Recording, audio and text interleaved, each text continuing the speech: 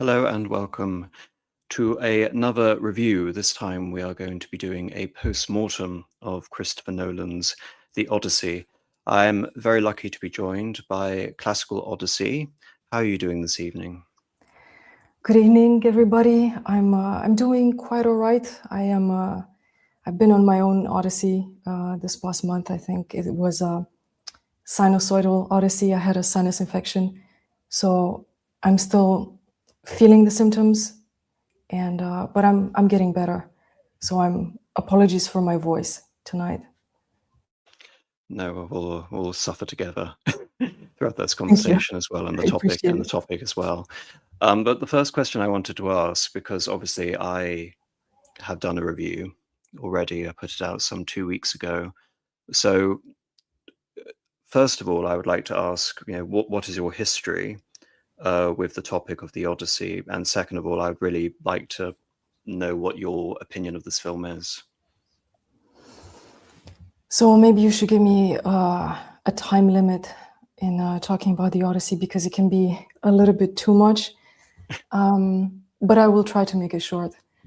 Of course, I think ever since the discussion started, so even before the movie was released, I was asked very often about what I think about the development of the movie, the images that were leaked, because my artistic project is called Classical Odyssey. And indeed, Classical Odyssey is based on Homer's Odyssey. But just to start from the very beginning, I think my first impression of the Odyssey goes back to my childhood. And I often like to think about Heinrich Schliemann's quote. He said that the impressions of childhood are the ones that stay with you for the rest of your life. So these are the strongest impressions. And I think the first time I read about the Odyssey was in a version Ritual for Children. I think my dad read it to me. And I remember I already built my internal universe very much based on my first listening, the books that I had, and I was fortunate enough to have access to books that were published in the 50s and 60s. So they were very much trying to preserve the aesthetic. So the illustrations would be basically copies of Greek ceramics or Mycenaean ceramics, the abstracted figures or more realistic figures, but keeping the historicity of the action, the narration. And so I think, as many of the listeners, many of us, we have a very strong connection with the Odyssey if we were exposed to it early in our childhood.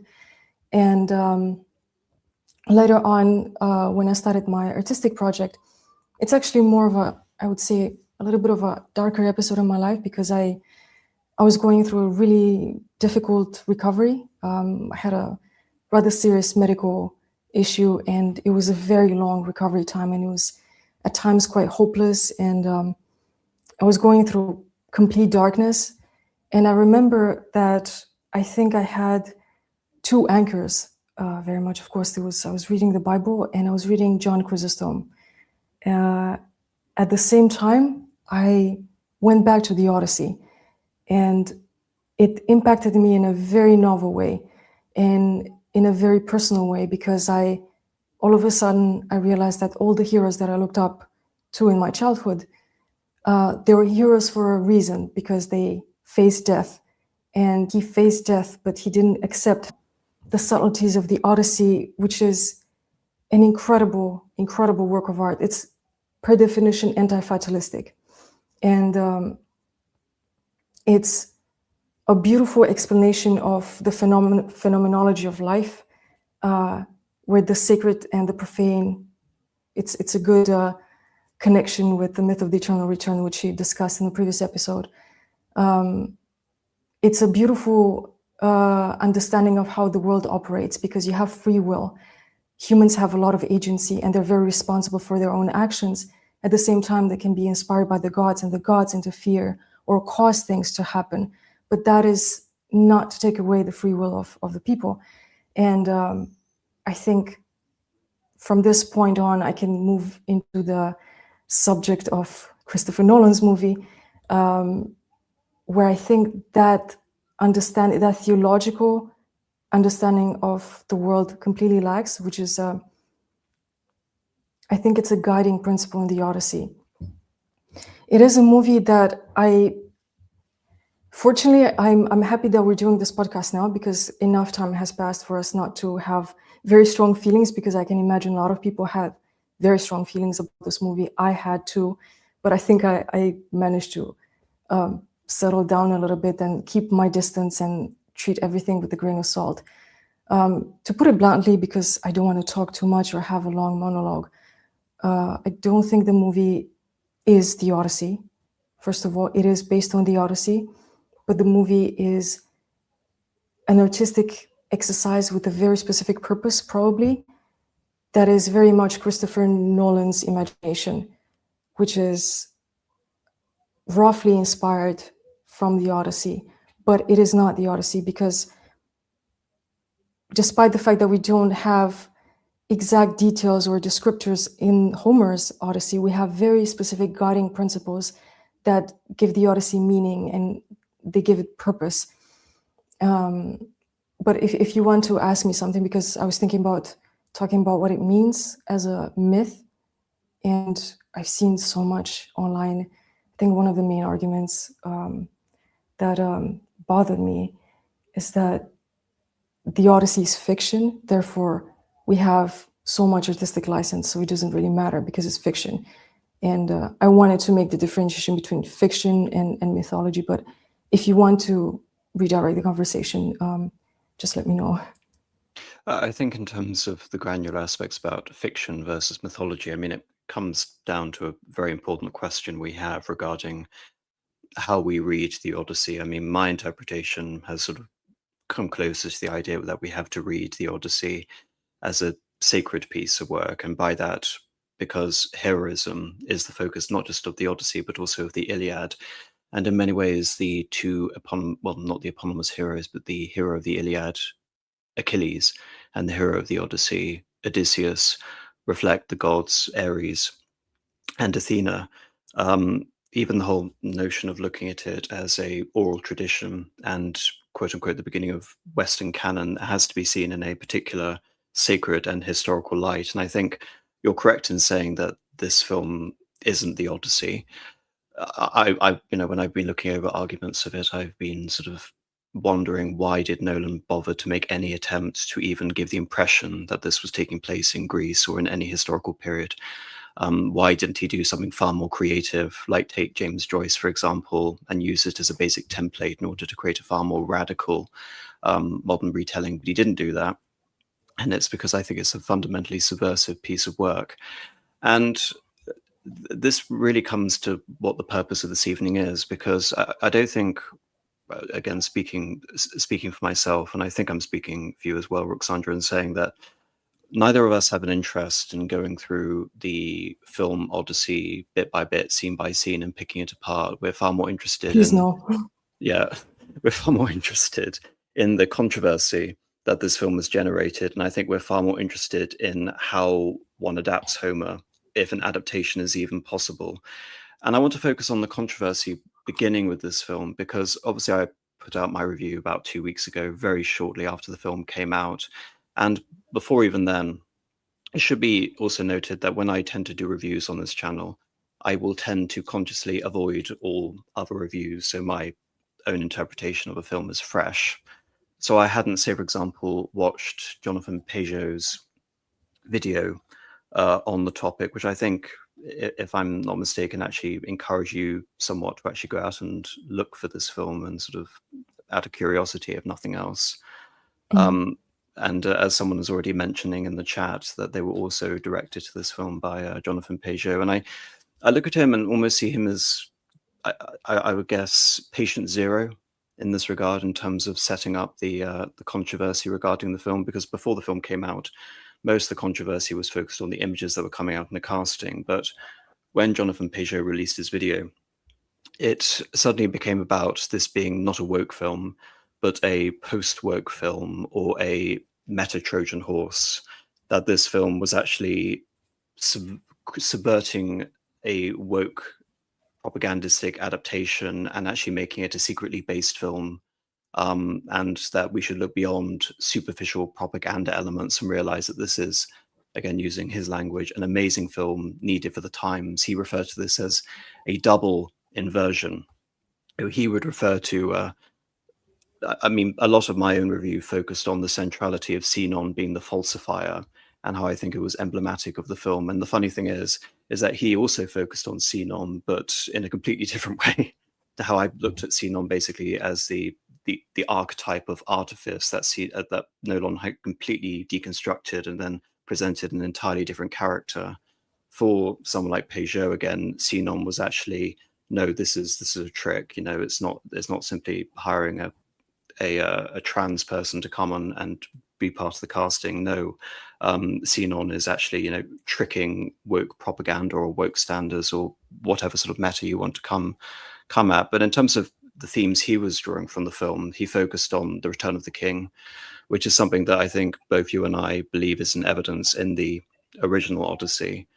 The restoration of the home, the restoration of Odysseus to Penelope, filial piety, i.e. the reverence of the son to his father, all of these sort of things. And then he talks about archetypes, Ulysses, the trickster. He talks about, say, for example, Euaemus, the blind man, encouraging Telemachus to try and mentor his sparring partner, and that this was thematically congruent with the end of the film where Odysseus pretends to be a beggar to finally lure the suitors and kill them. And he relates this back to a central theme of the film, which is that the scandal of the Trojan War, the transgression occurred through the war, is so substantial that he can never return home. And obviously, that is very much the interpretation the film wants to take it away. But in so doing, it completely, I think, destroys the heroic aspect of what Odysseus himself is supposed to represent. And another, I would say, revealing quote coming out of Peugeot, which was, you can judo move the film into exactly the story you want. And a large sort of the perception I've had very much of the controversy is people desperately trying to impose their own worldviews and whatever narratives they want onto this film. I mean, I'm beginning to almost sound like an English literature professor when I'm talking about reader response theory and representative communities and the Christian sort of simulacra and all of these things, imposing these things on the film. And perhaps being a historian, luckily, I would say for the most part saved from this in terms of trying to look at the film in terms of what Nolan wanted to create as opposed to what I wanted to see in the film. And because it has been a truly bizarre and I would say unsettling experience. I mean, at one point I wanted to give up doing this review film because I thought, oh, well, all these people are saying this, I must be wrong, because another large segment of the conversation was around Dante. And I've covered Dante extensively. I've done a huge amount of research into Dante, and everyone's saying, oh, this is Dante's Odyssey. And I'm like, this has nothing to do with Dante whatsoever. And if you are relating Dante to this story, Dante wasn't even aware of the Odyssey. He was talking about Virgil in the Aeneid. So why are you bringing Ulysses, and why are you trying to... And the funny thing is, again, Sinon is also included in Dante's Inferno, and he's included as the artificer, but everyone ignores that. So I was thinking, okay, am I going completely mad? And fortunately for my sanity, people in the chat and Ruxandra, Nolan, after me having made that film, came out and has done a series of interviews with Time magazine and a lot of other publications. And he's basically confirmed a lot of what I said in my video regarding his original intentions. So I want to go through, I would say some of the consequences of this double inversion argument that the Odyssey is secretly based or Christian or whatever, and actually juxtapose it with the Odyssey itself and what Nolan himself has said about his intentions. And I sent you a few tweets before going on, and this is perhaps the most infamous one. These are viral tweets that went on, and this is something I don't ever do on my channel.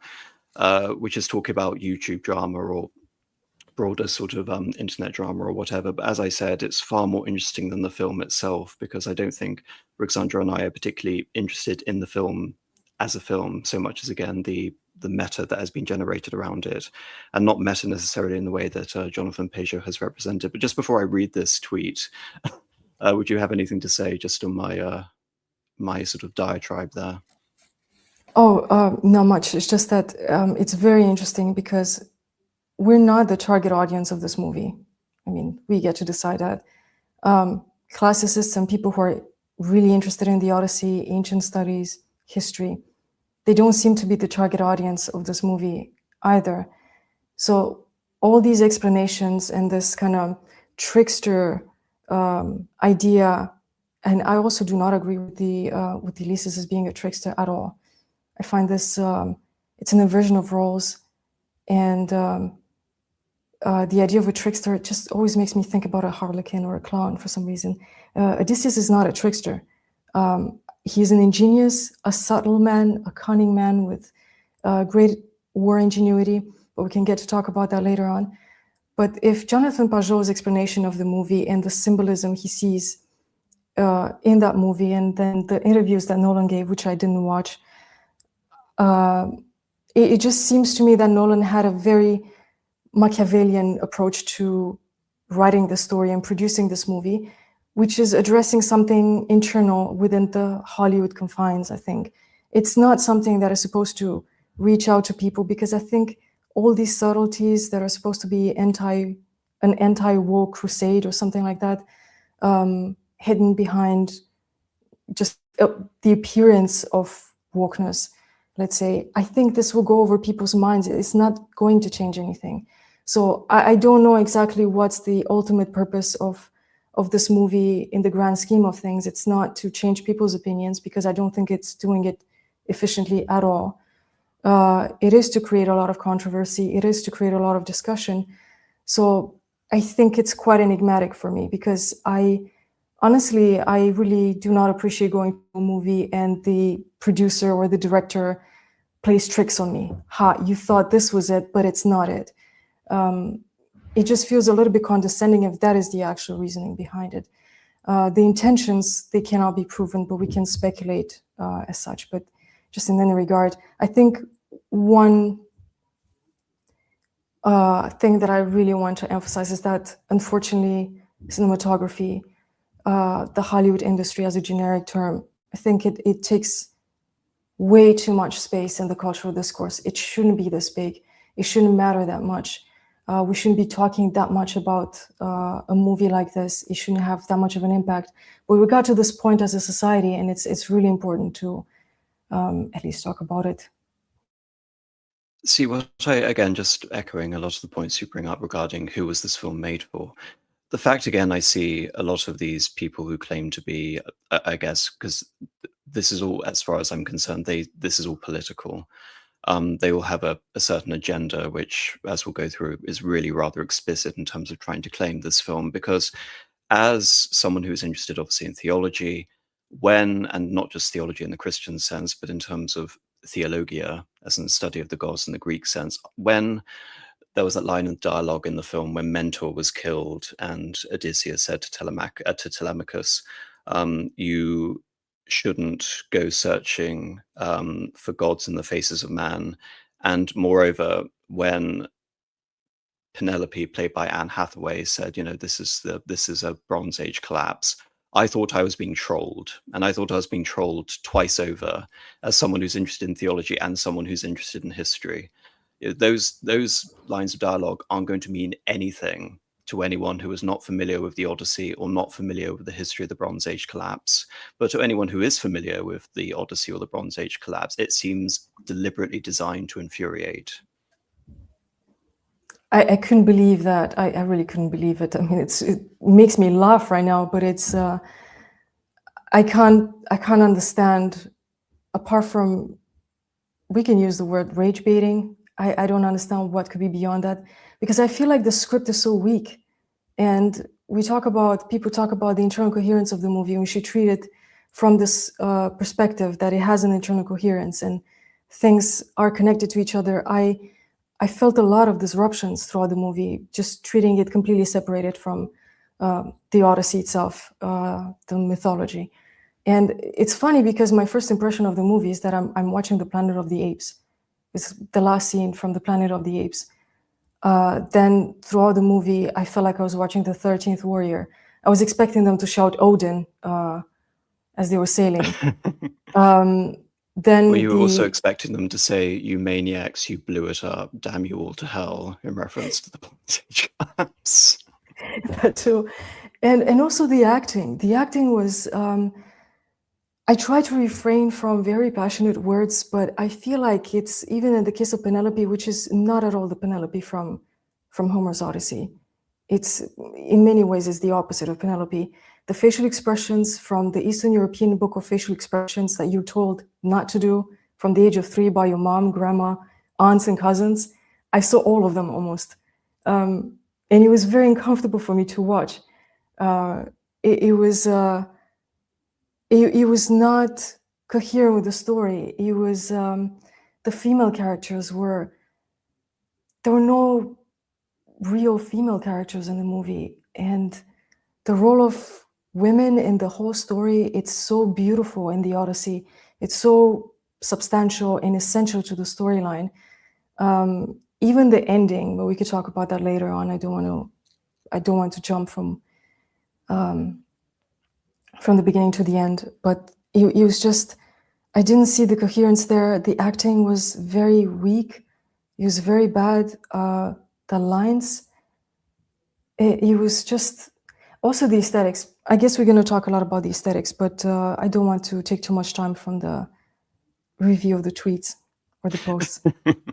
Yeah, we'll get to that. I'll just review a couple of these because they are actually very important in terms of getting across, I think, the fundamental sort of nodes of not just the subversion in the film, but in terms of what people have taken away from it. And this infamous quote, as far as I'm aware, by Ben Shapiro, I think.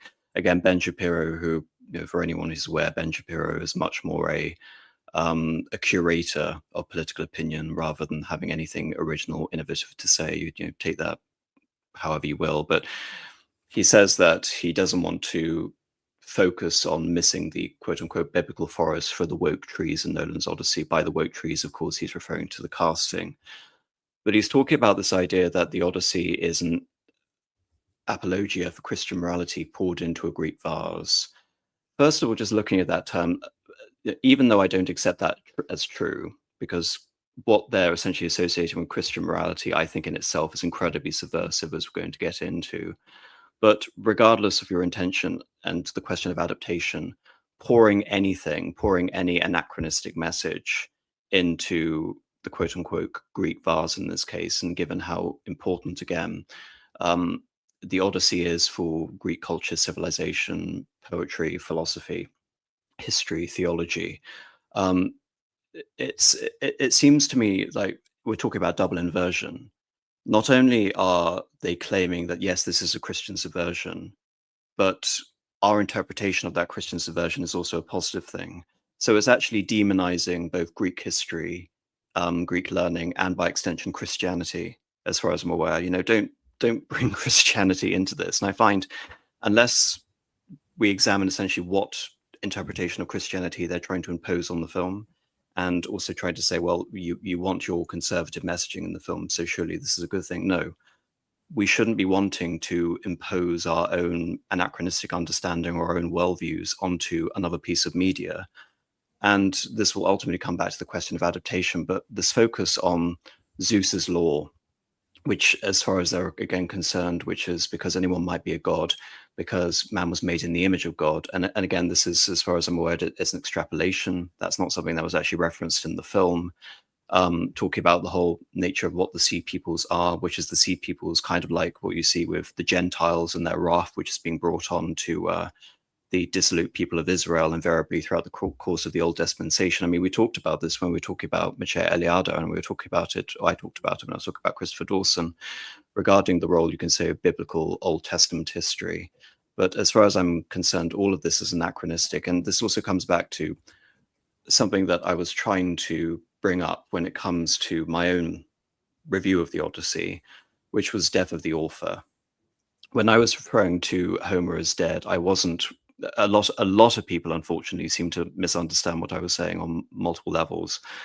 It was first and foremost a reference to death of the author, as in Nolan's work presupposes that Homer wasn't real. And so therefore it's a double death of the author. It's not only that should we interpret a piece of work beyond the author's authorial intent, but you're actually denying that the author had any intent because the author isn't real. It's simply the collective zeitgeist of whatever Greek civilization happened to manifest 400 years after the quote-unquote Bronze Age collapse. That's one thing. The other thing, in terms of death of Homer, was to represent God is dead, which is another clear aspect the film wants to get across, is that all of the gods are dead. So I wanted to juxtapose this view on what Zeus's law ostensibly was to be, which is the golden rule, apparently, do unto others what you would have done, do unto you. And Nolan explicitly said in an interview that came out roughly a week ago that he was interested in deconstructing this idea of a belief system that was dependent on kindness towards strangers. He wasn't interested in terms of imposing a Christian worldview on this. There is no reference to Christianity at all in his attempts to understand Zeus's legal, the system of Zeus's law. I mean, my own interpretation is that he sees this as a post hoc foundational system for concord with humanity, i.e. a secular humanist, human rights-based religion. And he's simply looking at Zeus as one of these cultural manifestations of whatever god is used to prop up that system of power. And what confirms that view and the validity of my original argument is that yesterday, an interview came out, which was published by Bilibili, a Chinese podcaster, which the interviewer explicitly asked Nolan whether he attempted to deliberately Christianize the Odyssey. And Nolan responded that he was far more interested in examining the concept of xenia, which is, again, apparently the notion of hospitality, and, again, the culture surrounding the whole suitors based in Penelope's palace, and the notion of how one treats one's guests and one receives them. And then he deliberately then goes on to say that I was playing with the idea of how the audiences approach the concept of xenia. So in other words, I was deliberately trying to indulge various modern sensibilities. In other words, he's basically admitting that this is all your interpretation. This wasn't intentional. This wasn't deliberately Christianizing the Odyssey. Rather, he can see that someone could interpret it that way, and he was playing with that interpretation to therefore assume essentially that it is indelibly Christian in terms of its intent, or that represents some sort of foundation for the film. Again, I just don't see it. Well, I'm just trying to gather all my thoughts because I was already imagining that this podcast will leave me incredibly frustrated because I will always overthink that I didn't mention this or that, and that I forgot to mention this aspect, because there's always going to be something that we don't talk about that might be important. It's such a complex issue. The Odyssey is such a well-built, constructed piece of work. Okay, I was thinking about Xenia. It's very interesting. I think I'm gonna watch that interview if it's available on YouTube or somewhere else. But I'm really puzzled. Xenia is very important in the Odyssey, in Homer's Odyssey. And this is one of the non-negotiable rules of civilization. And throughout the entire journey of Odysseus in the Mediterranean, there's only 2 instances where Xenia is lacking, maybe 3. And it's very interesting because every single aspect of the story, every character, the description of the landscape, the description of the nature, the phenomena, the animals, they have an incredibly strong symbolic meaning and value. So the only instances where Xenia is lacking is the Cyclops and the Laestrygonians. And these 2 creatures or entities, they're monsters, basically. Everybody else who shows Xenia, they're presented with incredible beauty, aesthetic. Let's not forget that the Odyssey is written with an incredibly sweet language. I don't know if it's that accessible to all languages. I have not read the Odyssey in English. I've never read any translation of the Odyssey in English. I've read it in Romanian and in French. But all the characters, they are called beautiful, divine. They have beautiful eyes. They have beautiful arms.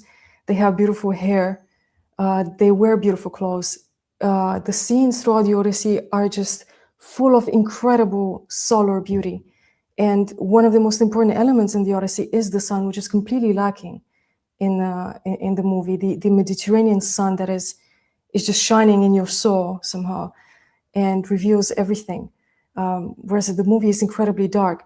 But what I wanted to say about Xenia is that everybody shows Xenia. It's a sign of civilization apart from the monsters, the Cyclops and the Lestrygonians, who also live on islands that seem to lack agriculture. The land is not worked. So they're anti-civilizational. The Cyclops, they're not necessarily victims in the Odyssey. They are presented as mean, and they even defy Zeus. They defy gods, except for Poseidon, who's the father of Polyphemus. The Lestrygonians is also like a very mysterious entity, and they attack, they destroy, and they kill.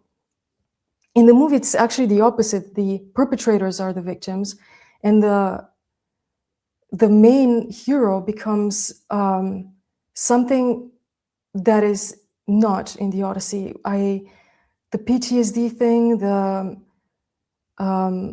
guilt trip, there is some sort of guilt in the Odyssey. There is a redemptive path. The Odyssey is really about life itself, that suffering ennobles people, suffering redempts people, and it's also, probably I'm going on too many directions, but I want to remind the audience that the mythology of Homer, mythology in general, in the Eastern Mediterranean, or in the Mediterranean basin, because we can talk about a rather homogeneous culture, Oriental mythology, it plays a very different role, not a very different role, but it has a more potent role in the foundations of the civilization compared to maybe Nordic or Western mythology or legends. And it's something very different, I would say, even from the Legend of Arthur, written by Chrétien de Troyes, and the Epic of Beowulf, because the Odyssey is so complex because it's almost like scriptural. It gives people, it's a teaching of ideology. It's a teaching of rights, social cues, moralities, ideals, that the Mediterranean civilization, the Hellenic civilization, is supposed to absorb it. This is how you act. This is what you aspire towards. There's so many moral and social codes written in the Odyssey. It's basically a foundational teaching for the Hellenic civilization.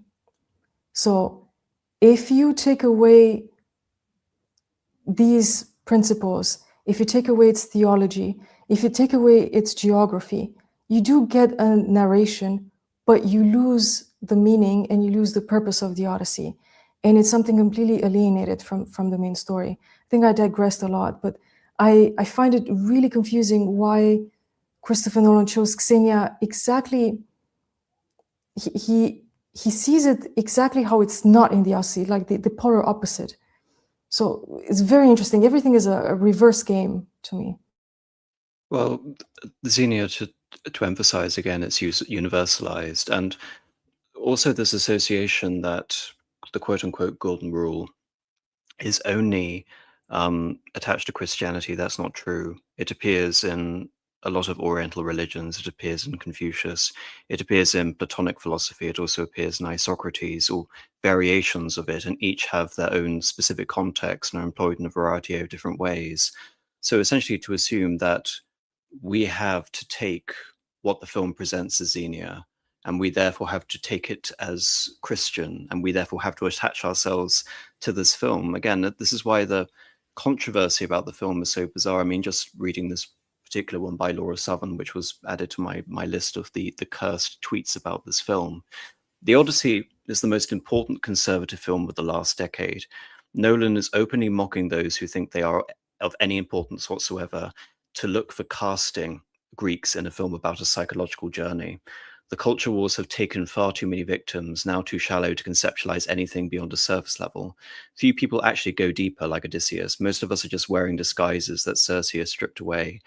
That to me was a a huge tell in terms of the ideological bent of this interpretation, in terms of receiving the film's portrayal of men, and Cersei basically is being recast as a positive actor in this uncritically. We have a full-blown chance to recover a civilization inheritance that has guided people for thousands of years, one that reminds us of a society that survives when people are willing to return home to responsibility, sacrifice, and order. However, the suitors, or the commentators, taking advantage of a civilizational psychological disorder, don't want their audiences doing this. They don't want Odysseus to return. The return of Odysseus is the return of the rightful order. When I see this, I don't see any rightful order that is being essentially returned to. Rather, Odysseus has basically announced that he has destroyed that rightful order, and there is nothing to return to. Rather, he needs to relinquish that civilizational inheritance over to Telemachus, even though, again, that's a rather sort of confused interpretation of the film's events, and by extension, Penelope. And again, a rather telling line from Penelope in the film is, what about my years of experience? And this obviously was introduced in the film rather incongruously, because if you think about it, Penelope has allowed for these suitors to basically run roughshod over Ithaca, and she hasn't done anything about it. So the film is simultaneously portraying her as incredibly passive, yet they're also portraying her as ambitious and desirous to be able to seize control, you could say, of Ithaca in her own right, based on her quote-unquote qualifications for that role. So it's simultaneously aspiring to a quote-unquote feminist interpretation of that film, yet it's also playing into the worst, you can almost say, misogynistic tropes about it at the same time. So again, I find it trying to find a consistent sort of view in this film, other than just sort of breaking down the inheritance of Homer. I just don't see it. And it seems to be, again, this whataboutism regarding the cast, because it begins, unfortunately, with Peugeot, who was like, oh, we should look beyond the woke casting and basically say that, oh, Nolan was tricking Hollywood when he was making this cast. Oh, with Ben Shapiro, oh, we shouldn't be looking at the cast. Instead, we should be looking at Zeus's law, and we should be looking and embracing this Christian interpretation of the film. In this case, we should be embracing the quote-unquote deeper than surface level return to order that has been presented in this film, and not looking for a cast of a sort of Greek identity. Eliminating the Greeks and their connection again to the story of the Odyssey, and attempting to make this a story for everyone of all times, I think is emblematic of why, again, this isn't Homer. And this has to be seen as the quote-unquote modern adaptation. This is a fad. This is a bit of legerdemain of modernity, as far as I'm concerned. Hopefully this, again, will be forgotten, and it'll be sort of treated eventually as essentially for what it is. And again, in terms of sort of reading the quotes, we can sort of go over some more. I mean, there's a reference to Tennyson and the quote-unquote, far right and far just left. so you know, I'm still catching up, because I lost connection throughout. I just started to hear you maybe half a minute ago. So I'm just reading, but I think I caught the main idea, and I could open now the tweet. Yes. What do you I mean, we can move on to this tweet as well, because again, it follows in the same sort of pattern, which is this tweet by Tyler Norris. Christopher Nolan's The Odyssey may be the most pro-Western civilization film Hollywood has made in decades, not because it flatters the Greeks, but because it understands civilization as a moral achievement rather than an ethnic possession. The identitarian far left and far right share a premise that the Western canon is an ethnic property. One side condemns it on that basis, the other guards it on the same basis. Nolan refuses the premise, populating Homer's worlds with various identities while treating the story of absolute seriousness. That's not a repudiation of the canon, but evidence of its triumph. Homer can be inhabited by and speak to anyone. This is what I mean in terms of their whole interpretation being about universalizing the Odyssey in a way which is completely incongruous, and I think it only exists in terms of a modern mindset. The film's deepest commitment is to individual moral agency. Odysseus cannot hide behind Greece, military orders, or victory. His choices are his own, and so is his guilt. No collective cause dissolves individual moral responsibility. His final heroism lies not in conquest, but atonement. The principle extends to hospitality. Treat the stranger as you would wish to be treated. When the Greeks violate it, they become the barbarians they fear. Penelope's devastating realization, "You are the peoples from the sea," underscores that the enemies of civilization are sometimes its self-appointed defenders, exempting themselves from the principles they would claim to uphold. This is Western civilization at its best, not an ethnicity or a triumphalist myth, but a tradition built around dignity of the individual, moral responsibility, and atonement. You can almost say this is boomerism in terms of individual self-actualization or whatever. A It's just too many civilization's words. strong enough to preserve stories that judge its own heroes remain a civilization worth defending. To boil this down to, I would say, a central subversive node that they're getting across. It's the idea that what I presented in, again, my review, which is that the Greeks do not exist for Nolan. There is only the modern audience. Because all the Greeks are dead, you can basically populate the cast with anyone because it doesn't matter, essentially, because we're involved in an intersubjective betrayal. We are relying on the conceits and the prejudices of the audience, whether in terms of pandering to them or whether trolling them in whatever various instances. And so we can abandon this whole notion of the quote unquote Odyssey being an ethnic possession. I mean, the funny thing is, I was thinking about doing a video on Giambattista Vico's interpretation of the quote unquote real Homer.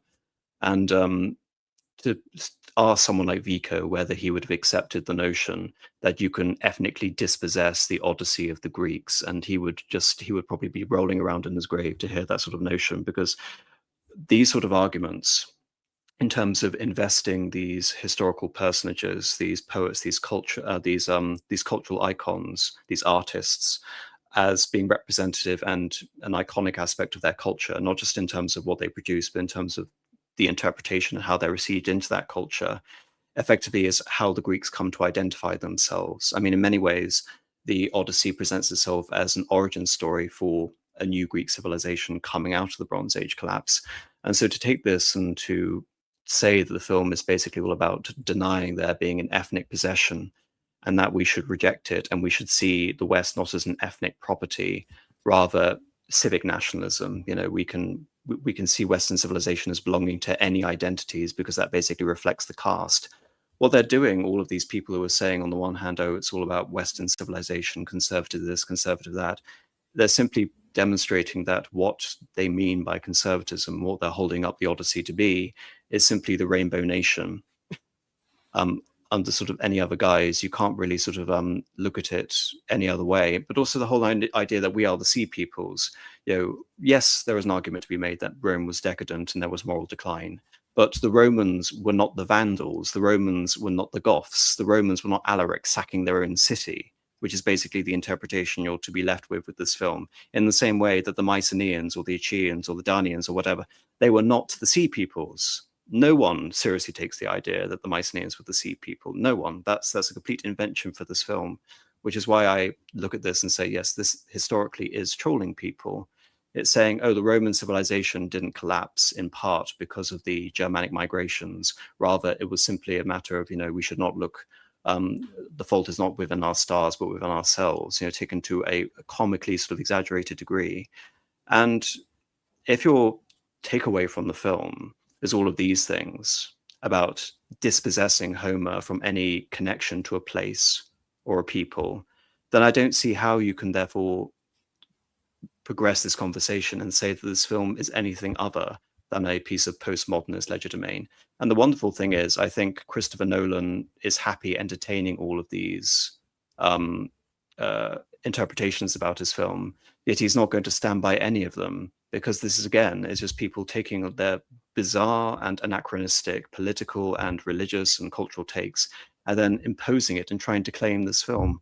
I think the reason why I would say I was insulated from this debate is because my inspiration for doing this review came from studying Fenelon's Telemachus, and that was a thoroughly Christian piece of work. It came out in 1699. It was designed as a part of the education of the heir to the throne at that time, the Duke of Burgundy, who was going to be King of France, but he died 2 years before Louis XIV, so he never did. But nevertheless, if you want a Christian thesis novel based on Virgil's Aeneid, based on the classics, and also venerating Homer, it already exists. So seeing all of these people trying to claim this film, this is what I mean in terms of the conversation around this film, the double inversion being so fascinating. And I think part of the reason why this film, if it's going to endure in terms of having some sort of cultural relevancy, it's going to be so through the double inversion idea. Because the more you sort of analyze it, the more you sort of realize that if you're going to claim anything, why claim this film of all things? This film, which seems to revile the very concept that isn't any way attached to Homer itself, which again is, I think, is the conclusion that both you and I have come to separately. I was just trying to make up my mind what to start with, because the very premises for making this movie are wrong. They're completely alien to the so-called source material. There's no substance from the source material in the movie. And all these ideas, they're just forcefully inserted in the narrative of Odysseus. The idea of the sea peoples, these lines that they just fall like, I don't even know what metaphor I could use. That I'm thinking about a lot of very visual Romanian metaphors. They just don't fit, and it just shows like I feel like, I'm sorry for being vulgar, but I joked about something today. I just remember, I don't know what I was talking about. I remember that many years back, I had some neighbors that really bothered me with Skrillex, if you remember that music, which is absolutely awful. So it's dubstep. I hope you don't know what I'm talking about, but it's almost like you're asking Skrillex to compose archaic Balkan music, and he's just using the bagpipes, but it's all dubstep, and he's going to tell you, I'm just making Balkan music.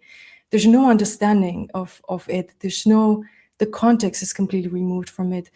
I believe that Jonathan Pajot mentioned at some point that there is a scene where Odysseus, with his men, they're raiding this city, which I believe it's Ismarus, the first stop in the Odyssey, where we know that they actually raided the people, they killed the men, and the men of Odysseus didn't listen to him. They continue to feast and to become very abusive. There is a scene where there's one man who, I believe he's a Greek and speaks Greek in the movie. And I think Jonathan Pajot wanted to use that and explain the scene through the lens of, there is an abuse of Greeks, because the inversion, when we watch the movie, the ones who are supposed to be the Greeks are not the Greeks, but in the end, the Greeks are the victims. But this mental gymnastics, I don't think it serves any artistic purpose. It is indeed a trick, if it's true, if that's the actual intention, but it has no depth and no ultimate meaning, just to prove to you maybe that he's... On that note, do you want me to completely troll everyone here? Okay, my interpretation of the film is that this is actually Roman propaganda. As we can see, all the Greeks are simply this, ethnic mosaic. They don't represent any people. They're just a collage, basically. I agree. That's important. They are just a collage of, migrant groups that could represent anyone. So the Romans, the Trojans who are suffering, basically, we don't really see much in terms of what ethnicity or what group they're supposed to represent because of the rather bizarre costume choices. So they themselves are destroyed by this nihilistic entrepot of all of these quote-unquote sea peoples. And these are the peoples who were received through Virgil and the Aeneid, and Sinon, who again is mentioned in the Aeneid. He's not mentioned in the Iliad or in the Odyssey.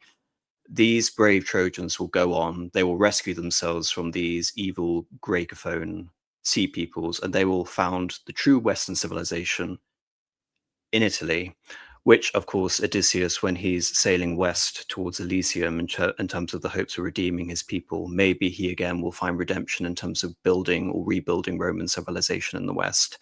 And perhaps again, this is actually Trojan, pro-Roman propaganda. You can read anything into this bloody film, and that's the issue. It's the matter of taking whatever sort of references you have and then switching them up. Again, like the idea that there were Greek peoples in the town that was being sacked, despite the fact that there is no Greek sort of ethnos within this community or being represented at all. And it comes down again to the accents and the whole sort of the usage in terms of the dialogue used. Every level, if you're going to try and draw some sort of consistent through line, you just have to seriously overreach, no matter sort of what, in terms of finding any quote unquote based interpretation of this film. I've also seen it suggested that, we should treat the casting of this film like we should a modern Shakespearean cast. And by that same extension, why should you accept a modern Shakespearean cast as well, especially in a history play? Why should we accept a completely sort of modern, diverse cast playing Henry IV, for example? Why is that completely acceptable? It's only acceptable because we've become so used to it now for the last 30 years. So I just wonder, again, the more allowances you sort of make, it all seems to revolve around this idea of dispossessing the story around the Odyssey from an ethnos or some sort of civilization or cultural cohesion or continuity. And I think the most bizarre thing coming out of all of this, because a lot of people I respect, were coming away with completely different interpretations of the film from my central conceit, which was the death of Homer.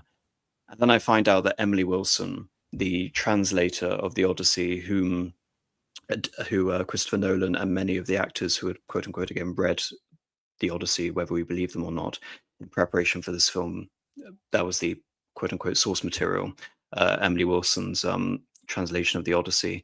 Even Emily Wilson critiqued the film. Emily Wilson came out and rightly criticized the fact that this film completely and utterly deconstructs and annihilates the idea of heroism and kleos in the Greek sense. And again, maybe that's intelligent from her sort of academic longevity in terms of distancing herself from this film so she doesn't become associated with it. And then this film becomes the Emily Wilson adaptation of the Odyssey.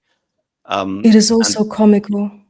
It is also comical, the fact that you and I would end up agreeing more with Emily Wilson than the likes of Jonathan Bejo. And my mind started sort of going to really bizarre places, like, is there some sort of warped Calvinist interpretation where there is an imperative to see God in everything and relay everything back to the central conceit or image? And am I wrong for not trying to impose this worldview or vision in terms of this film? And I was like, taking myself back and saying, no, stop. This is just a crappy film. It is actually about the sack of Constantinople. That is it. It's the Fourth Crusade. When you were talking about your view, I just realized this is it. This is the consistent abuse and false fake news spreading and just the throwing with mud in the face of beauty, in the face of Constantinople and the Byzantine Empire. It's the crusade to me. I think this is it. I reached my conclusion, and I think my speech is done. But it's well, if this were the sack of Constantinople, of course, it would have to be the sack of the Fourth Crusade. It can never be the sack by 1453 with Mehmet, because that would be completely politically incorrect. We couldn't. No, it's April. Assume that. Yeah, 1204. Definitely, it's very comical to me as well, because I was thinking about so many ways in which to approach this topic. And if you start with the Odyssey, if you start with the cultural, the civilization aspect of the Odyssey, you end up with very elegant arguments, but you can't even use elegant arguments in this whole debate because it's all so chaotic. And it's very interesting because I had the same experience, and it's not the first time. Over the years, I've noticed that people that I look up to and that I respect, and I agree with them on so many things, they all of a sudden utter an opinion that is not only inconsistent with their own views and line of thinking, but it's so shocking to me. And sometimes I find myself disagreeing with them. And of course, I have doubts about my own person.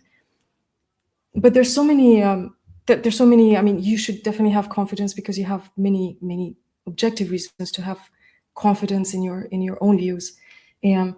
But the fact that you take mythology, and mythology, as in this case, surely it has some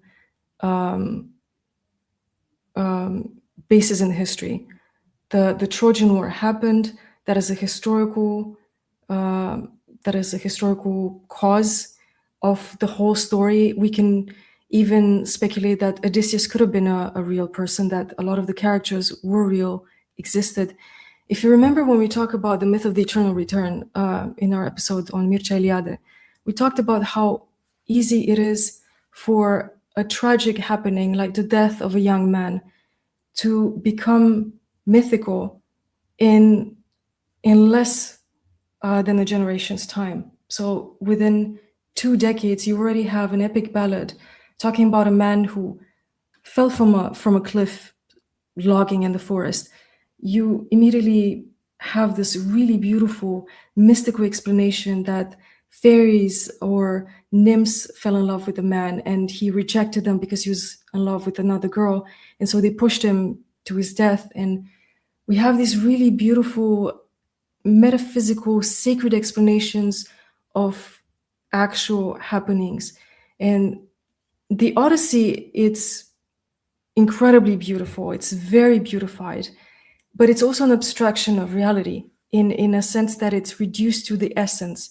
We have so many descriptions of characters, yet nothing is very material, but it is tangible. So when you take mythology, Greek mythology, and you want to put it in a movie and you want to interpret it as an action movie, it's very comical because the abstraction element is completely lost. And abstraction stems from the understanding of the sacred.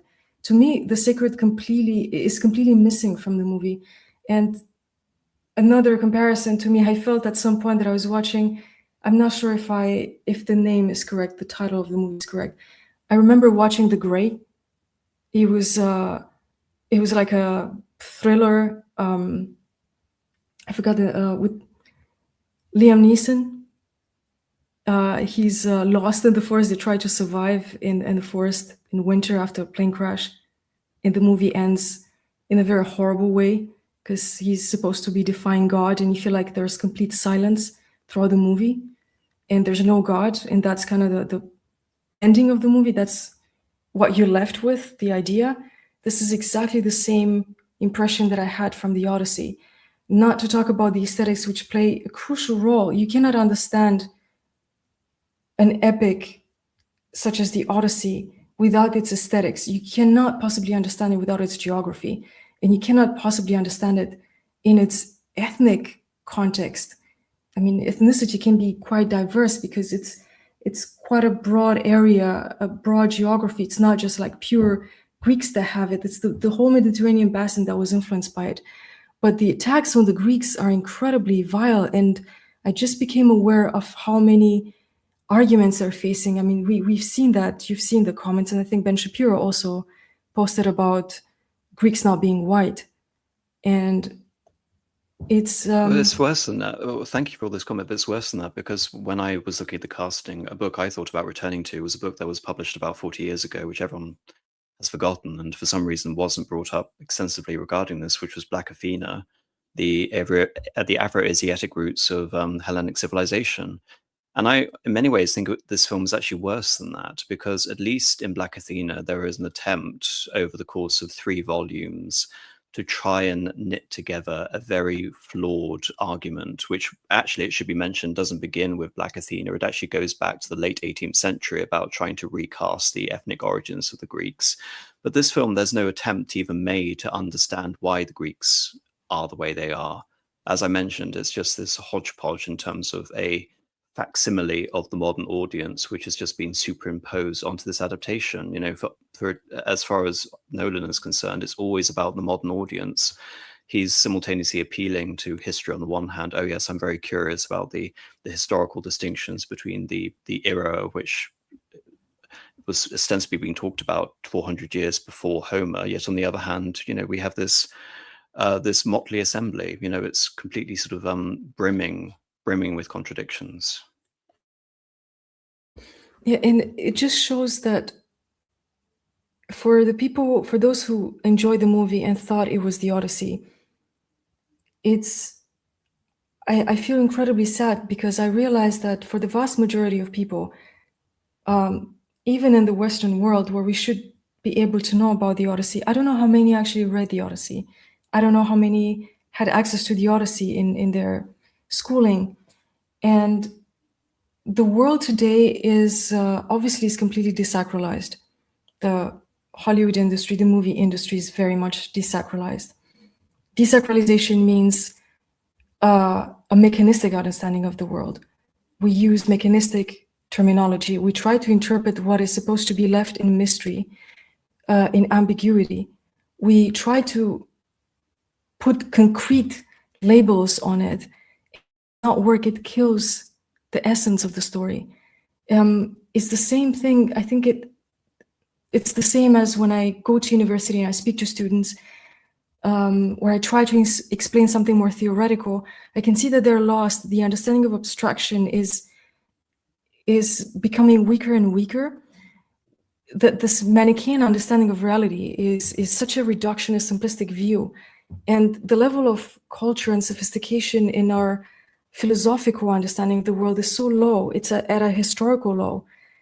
It's because of the access to technology, because of the habits, the daily habits that most of us have, because of the social media, because of all these sirens that know everything, that tell us what to do, that monitor us. I'm talking about, I was thinking about the episode of the sirens could have been interpreted in so many ways, because the Odyssey can be also incredibly modern because of its hierarchy of causes, the way in which time is perceived. There's mythical time, there's narrative time, there's historical time.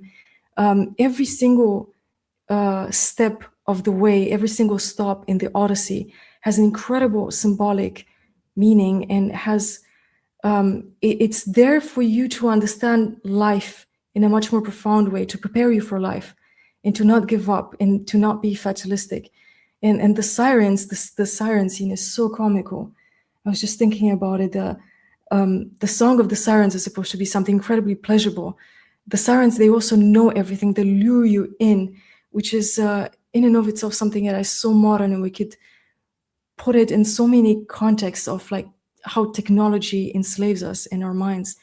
And people, the philosophical, I think the philosophical understanding of the world in academia, which is generally speaking, is incredibly mediocre. It's incomparable to the philosophical refinement of archaic man, if I were to use Eliada's terms.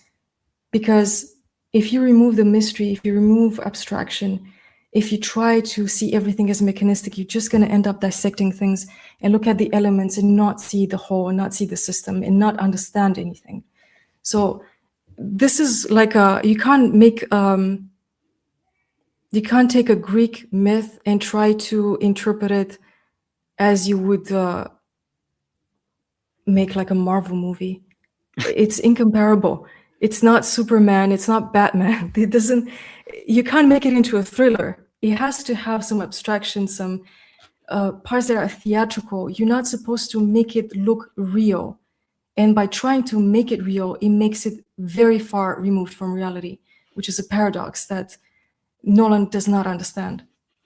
Well, I mean, just talking about the siren song, this is going to be the indelible image that people have from this film. And I think that's going to hopefully be its only enduring legacy, is the meme image we have on the left in terms of him witnessing the sirens. But I think it's more tragic than that, because you referenced the inability of people going through the ranks of academia to understand abstraction. I think the issue is that people who are abstracting these identities do so in such a primitive way, which has no accounting for any reference to the literature or the subject matter with which they're encountering. Because I mean, on the one hand, you talk about yes, the we're whole philosophically method. primitive. That's very good. Yes, Sorry. philosophically primitive. No, but on the point is, you're talking about deconstruction. How I would encounter, say, for example, dealing with a deconstruction of a Nolan film is completely different. Say, for example, the way I went around dealing with Telemachus by Fenelon, for example, a completely different way. And there was some satisfaction in terms of being able to deconstruct the Peugeot-esque archetypes about the deceiver, because of course I started off my video saying that, okay, what has Nolan done here? Why has Nolan made Odysseus into the omni-deceiver? He's not an archetype. The only reason he's been made into the archetype, quote unquote, is because he's just Oppenheimer again. And then it turns out in all of the interviews we've seen with him, he says that explicitly. I mean, this is from an interview that came out last week. I was struck by the parallels between Oppenheimer and Odysseus, two brilliant men who created the tool of devastating destruction and then struggle with the guilt of what they've done. And then I say in my review that he created the atom bomb. I mean, how can people miss this? It's so obvious. In the same way you were referencing the inability to be able to deal with the divine. And I said, okay, well, what is Athena? Athena is trauma. What does Nolan then go on to say a week after I published that video? My interpretation of Zendaya's character doesn't again refer to Zendaya's character as Athena. It's not that she's Athena, but Odysseus is initially presented to her that gods don't exist in this world. It is a manifestation of his guilt. During the sack of Troy, we see her as a priestess in the temple of Athena, and the Greeks behead her. For Odysseus, she encapsulated the chaos that the horse has wrought onto the world. Again, that wasn't a segment from my video. That was Nolan saying it a week later. The fact that this film isn't deep. Its themes are incredibly sort of formulaic and predictable, and Nolan is incredibly derivative of his own previous works in this film. So how anyone can come around and say this is a foundational work for a modern interpretation of Western civilization, I simply come away and say that you are all being deceived. You are being intentionally disingenuous, and I don't care about sort of mincing my words here. Do not claim this film. This film is not going to help you advance any other sort of agenda apart from one that is so foundationally subversive at its very core that not only is Homer dead, not only are the gods dead, thereby robbing us of any, again, more traditional, even in terms of Christianity, our understanding of theology or philosophy in its ancient sense. But this film exists in modernity. It exists for moderns. It can't really be understood outside of that paradigm, and so it should be treated as such. And we should definitely not claim it as a result of this. I mean, I can go on. I mean, in many ways, actually, I elevated the film somewhat in my review because I was talking about how Helen of Troy was presented the way she was simply because Nolan wanted to deconstruct the Platonic archetype of the beauty that exists within the realm of forms. And actually, no, it turns out that Nolan's original intention is that he wanted to create. Good to see you're back. Nolan's original intention is that he wanted to create the effects of a terrible marriage. That Helen of Troy, again, this isn't a commentary on the transitory state of beauty or our perception of what it means to have a face that launches 1,000 ships. No, this is simply a tale about misogyny. All these sort of I've got two Roxandras in the chat now. I'm going to have to sort this out. Just give me a second. Right. Okay. Oh, I'm back. I'm really sorry. I lost connection and then I couldn't hear you. No, it's all right. Well, so long as, again, I'm going to finish my rant there in terms of the meta. I think we're going to get on to interpretation. I'm so sorry. I missed so much. I think my internet can't keep with the discussion. Yeah. The question I'm going to ask now, having sort of finished my rant about interpreting this film, because as far as I'm concerned, Nolan's, you could talk about death of the author, as much as you want, in which case we're going to be having this argument ad nauseum. But as far as I'm concerned, the way to interpret this film is effectively rote. I don't think I was saying anything that was, earth-shattering when it came out. I believe I was simply articulating a view that was held by a lot of people. And then Nolan's subsequent comments, in fact, actually Emily Wilson's subsequent comments helped to substantiate a lot of that. So we have to come to the question of, okay, what is an authentic adaptation? Should we care about authorship? Is the very notion of authorship just a modernized bastardization, as is understanding of Greek culture and belonging? Should we just be entirely relativistic in adapting things? I mean, this is one of the issues I have to grapple with in terms of understanding history, is that there's a tendency within history, especially conceptual history, to become incredibly relativistic because everything focuses on the intersubjective, not necessarily on the objective. Then you have things like the linguistic turn in history, where everything is simply a consequence of what people write about figures rather than the figures existing outside of the text.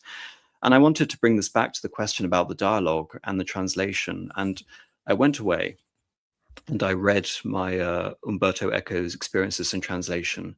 He's another one of these authors who I would say is perhaps the most extreme instance of having someone who you have a great level of respect for. Then he will go away and he will write one thing which seems completely inconsistent with the rest of his body of work, and I would say actually damages his corpus as an extension of that. But I want to read just one page from his Experiences in Translation to sort of identify the question of language and how it pertains to adaptation. And he's talking about equivalence and meaning.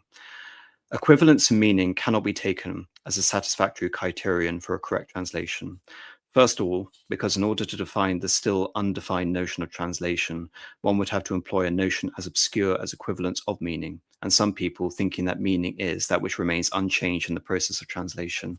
So again, with something like, he refers to this process elsewhere as translation as a process of negotiation, which again, historically, perhaps is the correct way of being able to judge it, not just in terms of negotiating with a language, negotiating with a culture, but in terms of being able to, again, reify and understand cultures and concepts which seem completely alien to us.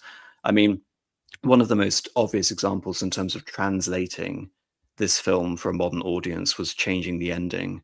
From Nolan's point of view, having the ending where, say, for example, the women who would open their legs up to the suitors and basically by extension invaders and people wanting to disturb the peace of Ithaca was so misogynistic that it had to be removed. The idea again that Nolan would ever allow Odysseus to come and restore again the God-given possession of his kingdom, which is basically echoed by the favor of Zeus himself. All of these things have to be removed. So that, again, is not a literal part of the translation, but in terms of appealing to a modern audience, the process of adapting a work in terms of another medium is, again, an extension of the process of a literal translation from one language to another. We cannot even accept a naive idea that there is equivalence and meaning provided in synonymy, since it is commonly accepted that there is no complete synonym in any language. And this is what very amused me when I came across this having watched the film. Father is not a synonym for dad. Dad is not a synonym for papa. And Pierre is not a synonym for padre. So just take those sort of segments and realize that when Nolan is taking a word like father and turning it into dad, even within the context of an English translation of the Greek, he is deliberately perverting the meaning. If we're going to accept Eco's understanding of the significance of translation and not simply look at it as a list of synonymous words with roughly comparative understanding. Faced with all these problems, the first and easiest answer is that, in spite of much philosophical speculation, while there is no absolute synonymy for lexical items, different sentences in different languages can express the same proposition. What is the criterion for stating that two sentences in two languages convey the same proposition? In order to realize that the sentences il pleut, it's raining, piove, and es regnet express the same proposition, we ought to be able to express the same constant proposition in a sort of meta-language. A meta-language would meet the requirements of a perfect Adamic, i.e. referring back to Adam and Eve, or a universal language that would have been the dream of so many centuries. Such a perfect language can be thought of either in a mere mythical sense or in a logical one. From a mythical point of view, as Walter Benjamin said, translation implies a pure language, a reine Sprache. Since the translated text can never reproduce the meaning of the original, we have to rely on a feeling that all languages must somehow converge. All languages, even taken as a whole, indeed one and the same thing, which, however, is not accessible to any one of them, but only to a totality of their mutually complementary intentions. If there is a language of truth, in which the final secrets that draw the effort of all thinking are held in silent repose, then this language of truth is a true language. And it is precisely this language, to glimpse, to describe, it is the only perfection that a philosopher can hope for, that is concealed intensively in translations. But such a reine Sprache is not a language. Bearing in mind the Kabbalistic and mystical sources of some of Walter Benjamin's thought, we could perceive a looming shadow of the sacred in languages, something that is similar to the gift at Pentecost, i.e. when the Holy Spirit descends and the apostles realize that they can speak and converse and proselytize to all languages, all nations under earth. As Derrida said in his commentary on Walter Benjamin, translation is the desire for translation. It is unthinkable without a correspondence towards thinking of God. It is beneficial for a translator to think that his or her desire to translate springs from a wish to grasp God's own thinking. But since this is a very private inner feeling, we can only see an intersubjective criterion to assess the degrees to which translation are successful. Now, I refer to this because the idea that a adaptation is possible, I would say, implicitly assumes the presence of a universal language, which is the language of quote unquote truth, yet at the same time conceding that any true adaptation is also aspiring to a God's view, a God's eye, from which again we can understand all cultures simultaneously, looking at this as returning to Adam effectively. What I find this in terms of trying to, I'm not going to say mock Peugeot, but commenting on the language that Peugeot uses about meta-narratives and whatever. If you're going to look at a meta-narrative for the Odyssey and look at the translation, the American vernacular, and the dumbing down of the poetical and bardic nature of the presentation of an oral tradition in the Odyssey, you can very much see that this is actually a presentation of a monolanguage, that Western culture, which is dispossessing the Odyssey of any ethnic quality to it, that is no longer an ethnic possession, it has to be relayed in this mono language, which doesn't represent any one particular people. It instead has to represent a certain truth. However, what that truth is, again, is going to be interpreted by whatever audience is there to receive it, in which case there is no appeal to God or an understanding of a God's eye. Rather, there is only the focus on the intersubjective. And Nolan is explicit about this. His whole work is about pandering and appealing to the sensibilities of the quote unquote modern audience. And why I think this is so fundamentally subversive in terms of really trying to see this as a adaptation of Homer and not something completely perverse, is that I almost see this as a Greek original sin, which is the origin of Western civilization in Greece is the possession of a people who had a very rigid conception of themselves in contrast with the others. That is what we have in terms of barbarism. Barbarism versus the notion of being a Helen. Barbarism implies that one is not only unable to speak Greek language, but one doesn't, say, for example, have a notion of what you've alluded to earlier, xenia, civilization, cultural norms, and that in order to effectively become part of Hellenic civilization, one needs to go through a process not just of learning the language, but a process of intense acculturation and education in order to realize this. It's something, say, for example, that Roman civilization and Greek civilization can be treated as part of this negotiation throughout history. Greece is responsible for the distinction between Hellenes and barbarians. And so what does this film do? What does this film do which is so fundamentally subversive? It breaks down the distinctions between Hellenes and barbarians, and by its extension, it means that there are no such things as Greeks. That's a very roundabout way of explaining this, but if you look at the actual implications of understanding and trying to translate and adapt this work, these are the fundamental issues which you get at, and these are the issues you have to confront if you're trying to make any adaptation which isn't just an action film. Did you hear of anything, what I was just saying, Roxandra? Hello? Hello? Oh dear. Yeah, I feel this is going to be difficult to have a conversation when Roxandra keeps having her internet cut out, unfortunately. I'm back. Oh, The good. internet is not great at all, and I'm really sorry about this. I'm trying to use my mobile connection. Maybe it will help. Did you hear anything of But what I can you just hear said? me? Yes. Did you hear anything of what I just said? Okay, I think she's cut out again. Actually, I heard very little about it. It was about the translation and the limits of language. Yes, I'm trying to reconnect again, I think. It was quite a rant.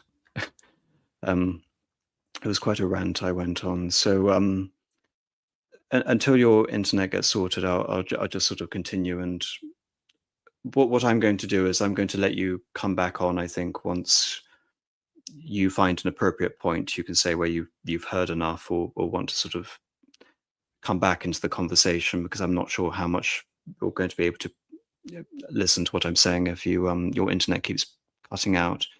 So Another aspect of this story isn't just the issue of language, and this being a focus on, you can say, the original sin of Greek civilization, which is the division of to be Greek versus a conception of otherness, i.e., Hellenes and the barbarians.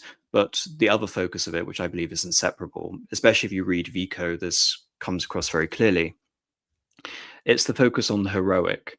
The Iliad is a focus on Achilles, and by extension, Achilles is an aspect of Ares. All of these characters within the epic poems are bigger than human beings. They aren't simply our modern sort of pedestrianized understanding of what human beings are supposed to be. This is what really is meant to be heroic. Heroic is supposed to be aspiring to something which is closer to the gods in all instances. And so in the case of Odysseus, Odysseus the wise, Odysseus who receives mentor and is guided through Athena throughout the process of the Odyssey, is closer to Athena. In many ways, he represents an aspect of Athena's wisdom. It's not that he's an archetypal trickster, it's that he is a brilliant strategist. And indeed, if you really try and understand, I would say, what Homer is trying to get at in the story, it's looking at Agamemnon not as this archetype of this villainous character who was brought around the end of civilization due to hubris and vanity, and the Trojan War is just an original sin for Greek civilization, which is very much the impression that this film was to get across. I believe that Agamemnon is seen as a tragic character in the sense that he comes back, he expects to restore Greek civilization, and then he is assassinated by Clytemnestra and Aegisthus, her lover, and Orestes has to reassume control of that civilization. It's a warning for what will happen with Telemachus and Penelope if Odysseus does not return home and slay the suitors with figures like Antinous. So the Trojan War is not presented in Homer as this some sort of Vietnam equivalent or some equivalent of World War II, this original sin of civilization, that civilization has been brought low as a result of it. Rather, you could say it's the aftermath. Odysseus is about restoring home, oikos. That's why eliminating the suitors and him coming back and him rejecting fatalism and persevering despite, you can say, the ban that's been placed on him by the gods makes his story so heroic and, again, in the classical Greek sense.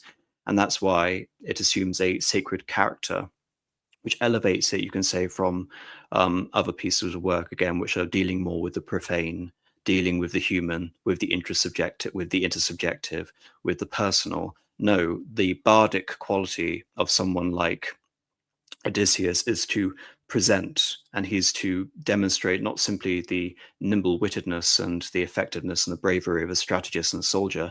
No, he is there also to represent the wisdom and the voice of the gods, and also to aspire, say, for example, to the music and the majesty of Apollo, and by extension, someone like Orpheus. Orpheus, who again is seen as one of these other great foundational figures in a continuity of Greek national story.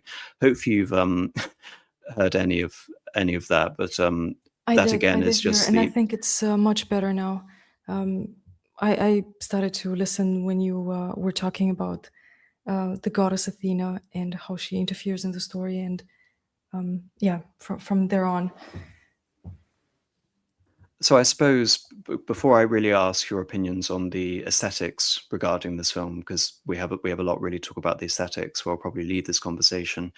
Do you have anything you have to say about I would say, the implications of trying to include a aspect of the sacred versus the profane in any adaptation of Homer? I think this is one of the reasons why I really love Homer when I read the epic, and when I read about it, I'm far from being an expert in anything. I don't know much about ancient Greek, but when I read it from let's say it might sound a little bit pompous, but from a complexity theory point of view, I really love the non-linearity of the story. It's incredibly sophisticated in explaining the course of action. There's multiple causes that happen at different times, but they all converge towards the end purpose. So we have one, I think, decisive point is the blinding of Polyphemus, which prolongs the whole Odyssey because one of the gods is angry with Odysseus. That's Poseidon. And then we have the scene, which is later on in the chronological time, when Telemachus leaves Ithaca in search of his father, and that triggers agitation and panic within the suitors, changes the action dramatically from its normal linear course. So I really love the way the story is presented. It's different times, because somehow the future explains the past and the present, the past creates the present, and so on. So for the audience, you start with a scene that is like almost like the penultimate scene, but that's the only scene you can start with in order to understand the beautiful interplay of the sacred and the profane, because the gods are active here. There's Zeus, who's above all the gods, and he's almost like keeping the balance and the equilibrium in the whole story. He doesn't necessarily he doesn't get involved directly, but he encourages Athena, who loves Odysseus. Odysseus is also seen as a God-fearing, intelligent, subtle, ingenious man, not a trickster at all. And the Odyssey is also beautiful in its context connected to the Iliad, because in the Iliad we have the causes of war. We have this disruption of balance and equilibrium, and then we have the return from chaos back to the oikos, and it's the restoration of the governing laws and the peace and prosperity. And the gods are co-workers with the humans, which is almost like a Christian understanding of the world. They inspire Odysseus, they inspire Athena, inspires Odysseus, she inspires Telemachus. Gods guide humans, but at the same time, humans, they keep their free will intact. They can obey the gods or disobey the gods, and everything has consequences. You have free will, we have divine intervention, and we have accountability. Everything that happens has consequences. They can be redeemed in the end. That can take a certain amount of time. And I think what is very, very interesting and really fascinating about the Odyssey is that there is a word in Greek that is Tyche, and we have also a goddess, the goddess of destiny and fortune. The word Tyche means the goddess, but also refers to fate in the sense of a pre-established course of events. And the logical consequence of it is that men are just victims of the gods, of the sacred. We have this word appearing in most Greek tragedies, in Herodotus, but it's completely missing in the Odyssey, in the Homeric epics, and also in the New Testament. So we do have other nuances of the word, like the moiri, moira. It's a different nuance of the word fate, and that's why it's so important to have a multifaceted understanding of the notions. I think translations are supposed to be complementary. You cannot have a word-to-word exact interpretation of Greek, because a lot of the words, they're like diamonds. They have so many different facets. And if you understand the word as a concept, or even more understanding the word as an image more than a concept, you better understand the story in its context. So I think this is really beautiful. It's deeply rooted in a lot of Indo-European narratives, a lot of Oriental narratives. And those meanings, they're not mechanistic. You have to have a broader understanding of the concept in order to extrapolate all the riches of the Odyssey. And it is very important. I was thinking about, I caught a little bit of what you said about language. You cannot perfectly translate Greek, of course. There's always going to be something missing. The limits of your language are the limits of your world. I think that is very true, what Wittgenstein said. You can find familiar words, you can find familiar meanings, you can translate the meaning, not the word, but at the same time, you need more options. And I think it's just like the Bible. You have different translations of the Bible, but they're very complementary. Languages are different, and mentalities within those languages are, to a certain extent, I don't want to exaggerate, influenced by the language itself. So there's so many wonderful subtleties here, and the language adds to the general aesthetic of the story, which I think plays an incredibly important role. Because if you remove the Mediterranean sun and you remove the photons and you remove the archaic view of beauty, then you lose so much of the meaning of the story, because beauty itself has an incredible meaning. Beauty is there where there is virtue. And I think in most of the translations that I've read, both Romanian and French, there's so many times where you read about the characters that she is beautiful like a goddess, she looks like an immortal, she resembles the immortals, or he resembled the immortals. Odysseus has hair like a hyacinth, like the hyacinth flowers. He looks like a lion. They wear this beautiful peplos, the women in the story, beautiful colored peplos, and it's also very well described, the jewelry, the ornaments. So we see that if we remove these things, we do not have the archaic understanding of the story in its proper context. If we remove the ethnicity, we also remove the beauty of it. Just because it's so specific to that geographic area, this is where the value lies. If you remove the specificity, you also remove the universal potency of the story, because you dilute it. You don't have any differentiation. If you have no differentiators, then you have basically nothing.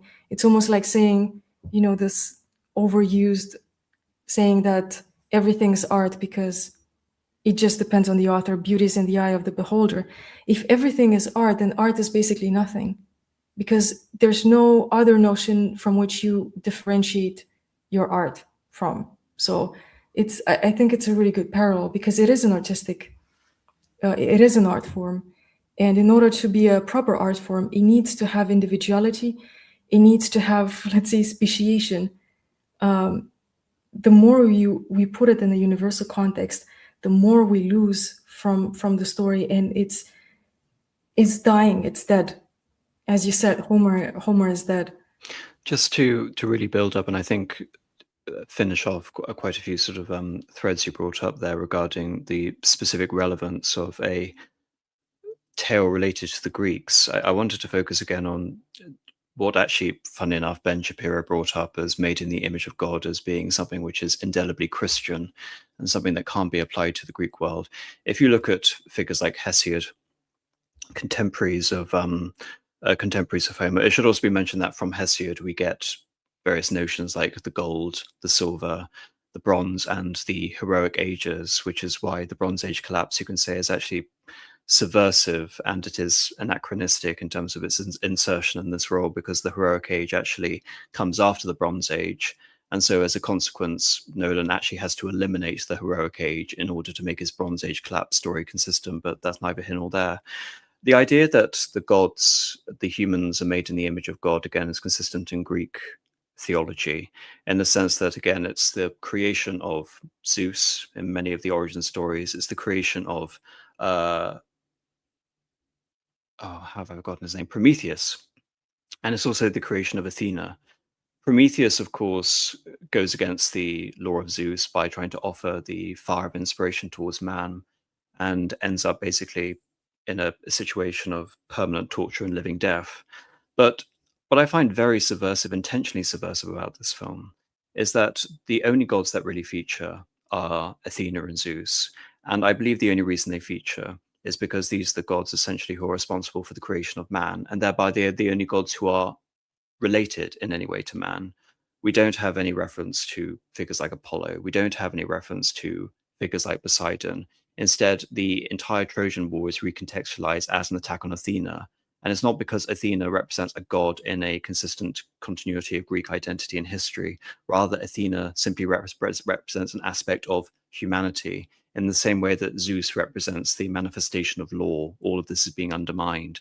So when Odysseus is being represented as the great iconoclast, taking down the statues, tearing down the civilizations, I believe, again, it's all consistent with making Zeus and Athena, in particular, the gods pertaining to man, and making man the destroyer of man. I don't think it has anything relating to Greek understanding of culture or theology in that particular sense. But moving on from this, because, again, this is a conversation that is virtually inexhaustible in terms of its scope and implications, I want to talk about the visual aesthetics of this. I'm not sure what you've got several images that we'll go through. This is just one of them, which was a fascinating series of sculptures you sent me, the Spelunga sculptures that were discovered in 1957, and this one in particular is the blinding of the Cyclops, the blinding of Polyphemus.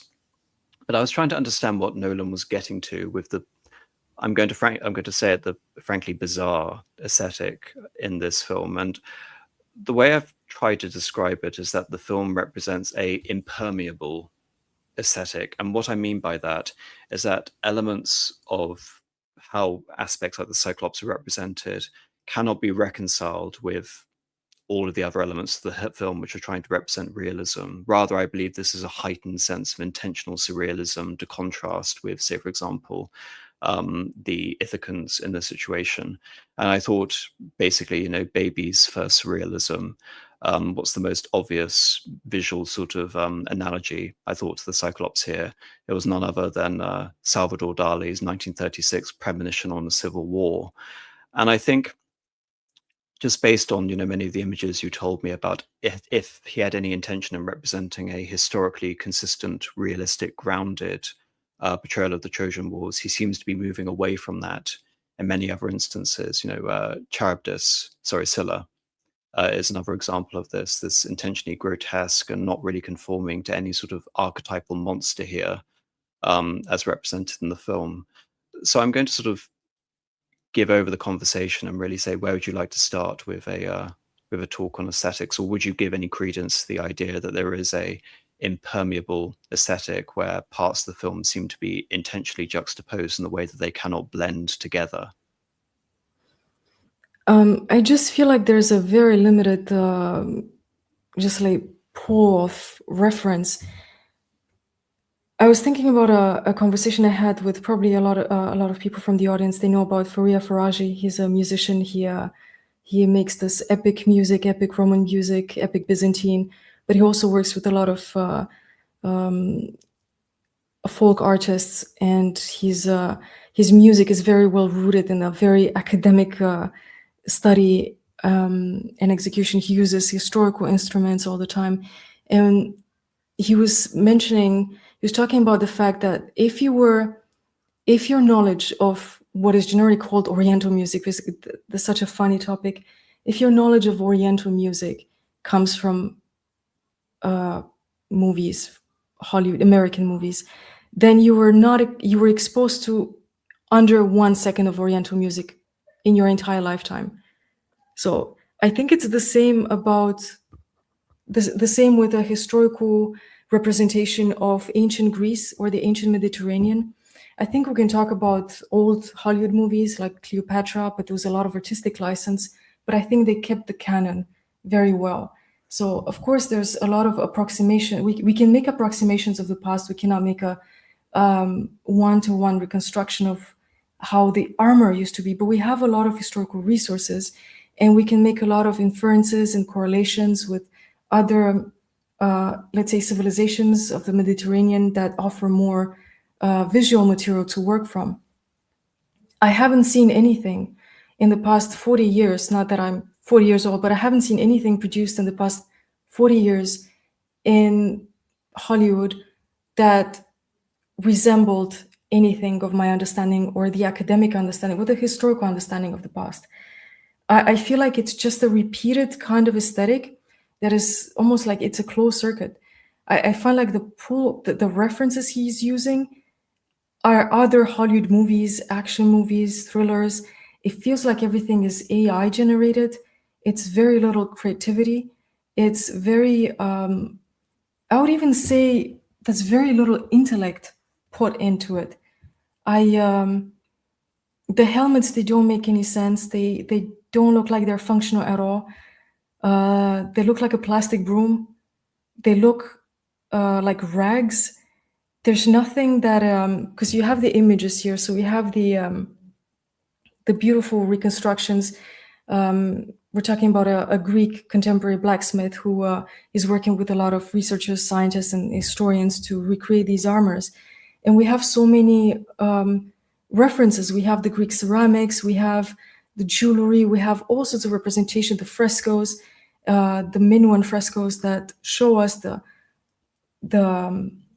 panoply of a Bronze Age warrior. and it's incredibly complex and it's incredibly beautiful. And I think one of the reasons why we don't see this in any movie is it's also, I think it's a subconscious or very intentional, very often, hypothesis that we cannot think of ancient man as a refined, civilized man. It has to be primitive.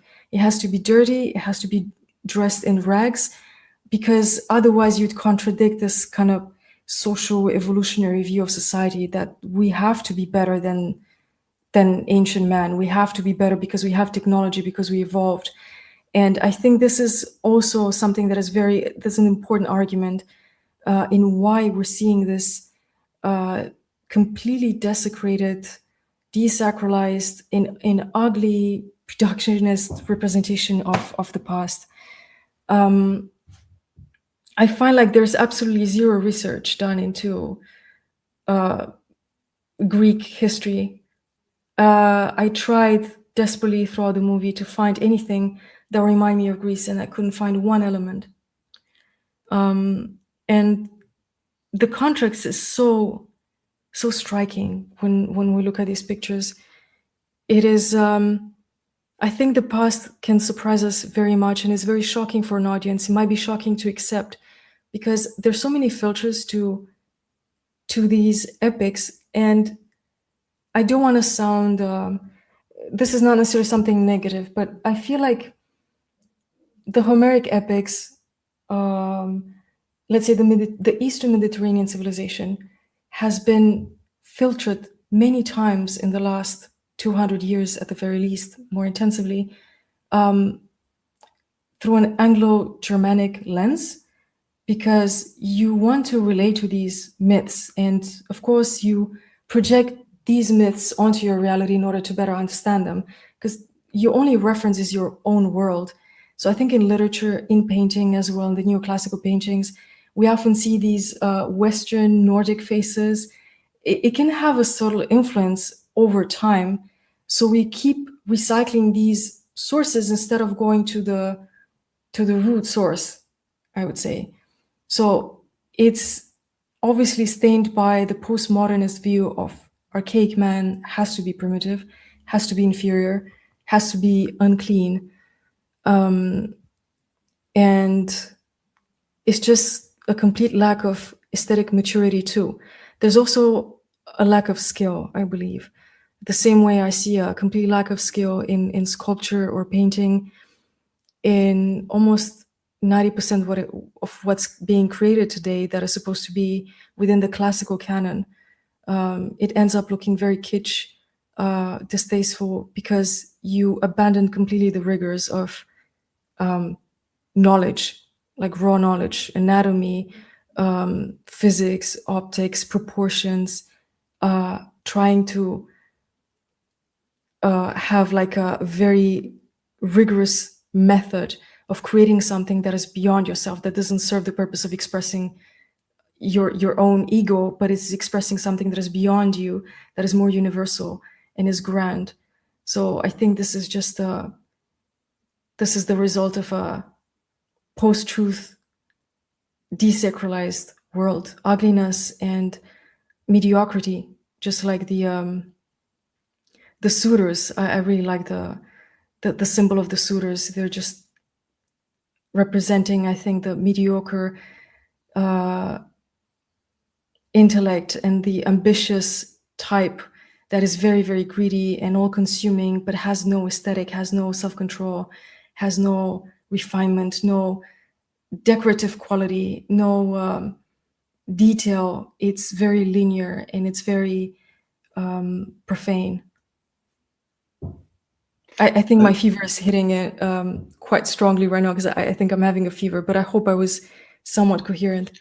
No, you are very coherent. I just wanted to add something on particular regarding the whole features of the armor, is that my contention has always been that there seems to be an element with trying to portray a consistent visual aesthetic in the architecture, because Nolan talks about this explicitly in terms of robbing the audience of their expectation of having classical sort of Corinthian or neoclassical style from the the archaic or even the classical era of Greek civilization, that being around the 5th century BC. But in the case of Agamemnon's armor in particular, you can basically interpret that what Nolan is trying to do is make Agamemnon not necessarily a person, but into an avatar as with Achilles for Ares, for destruction, for wrath, for rage.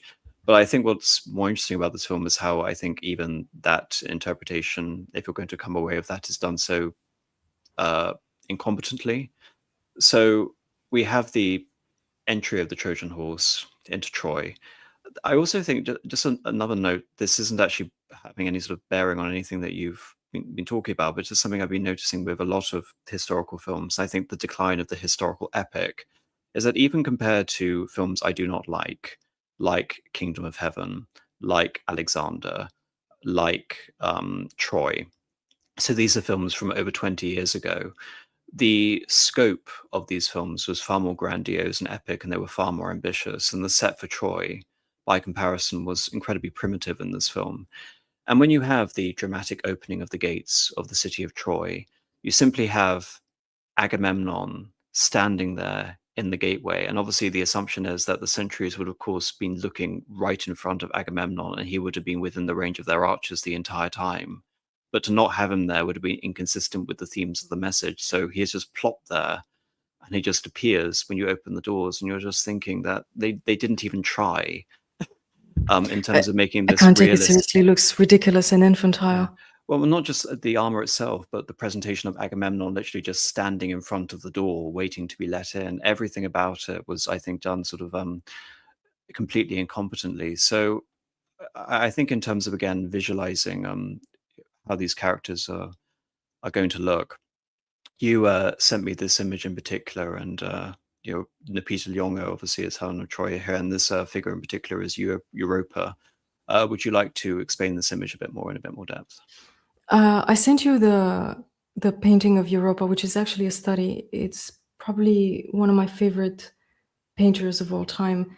I think one of my greatest influences. It is made by Valentin Serov, who is a Russian painter of the late 19th century, early 20th century. And he was contemporary with Ilya Repin. I don't know if you're familiar with him, but I consider him to be the Dostoevsky of the painting world, I would say. And I found that his representations, albeit abstract, they were very much in line with the ethos, the ethnos, and the aesthetic of the archaic civilization, the Bronze Age.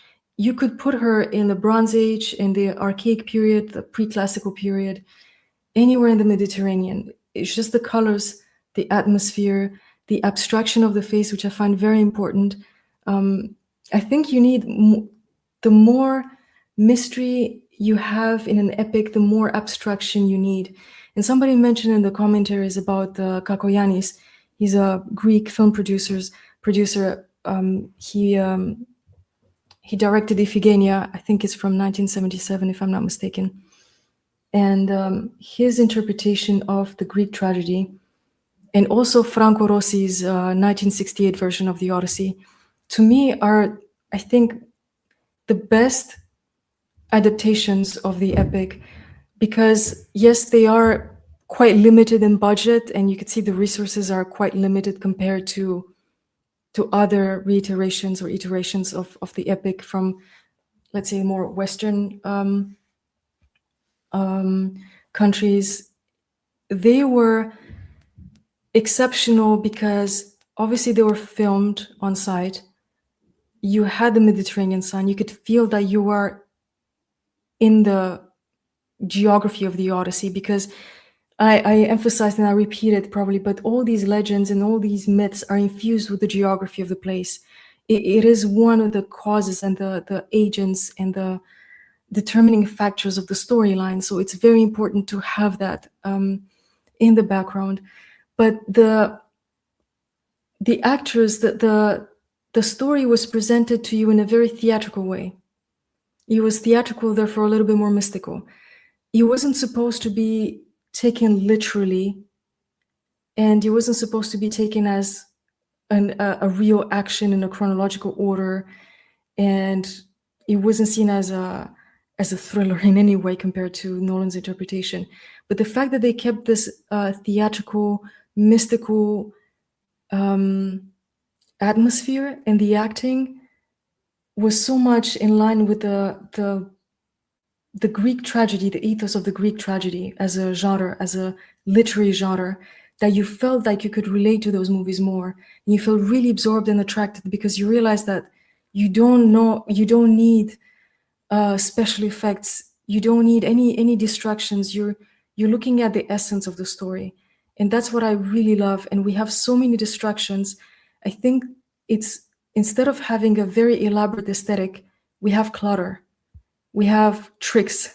We have an accumulation of unnecessary things because we think that if we put more there, we're going to increase the experience and we're going to be closer to the storyline, but we're removing ourselves so much from the origins of this whole topic that we're completely lost. And that's why I wanted to share those paintings, because they're abstracted, they're very decorative, they're very much within the, I would say, Minoan, Mycenaean canon of aesthetics, while keeping the figures looking like 19th century constructive drawing, stylized. And I sent you some pictures. Some of them I downloaded from the internet because I just wanted to have an aesthetic reference. Not necessarily that I have to explain every single one of these images, but we have the Minoan prints. You can see the reconstruction of the fresco in situ in Knossos, at the Palace of Knossos. And yeah, somebody writes that Europa was Phoenician, but we have Phoenician influence. When Homer was alive, there was the Phoenician alphabet, the influence of the Phoenician alphabet. So, I mean, it's kind of the same, it's the same area, the geographic area. We have similar things. I mean, the culture was so much, is so much more universal within that geographic space. But going back, we see these frescoes that represent shields, and these abstractions of reality tells us that they loved color, they loved light. It looks very optimistic. I think the Minoan civilization to me is one of the most optimistic aesthetics possible. We have these beautiful frescoes that are almost Japanese in aesthetic. I think I sent you a little bit more. We have these golden ornaments that show pieces of armor, and all of these things are also historical sources for that help us to reconstruct the past. And when I talk about the Minoan civilization and the Mycenaean civilization, surely they influence each other very much, because the ancient world was very much interconnected. There were so many different channels of communication. I have this theory. You just have to look at proximities and poles of influence, because you cannot look at these systems disrupted from each other. You can look at Minoan civilization and have a great understanding of Mycenaean civilization and vice versa. You look at the Egyptian civilization at the time and you know how powerful it was. Therefore, you can make a deduction that is very logical and pertinent, that it also influenced the Cycladic islands and then Crete and then the Peloponnesian Peninsula. So you have all these confluences of cultures that are quite unitary in the end, and you have little variation. But what I wanted to show is the great contrast of color, of perception, and of beauty between what we are served today and what the civilization back then looked like, or how they saw the world.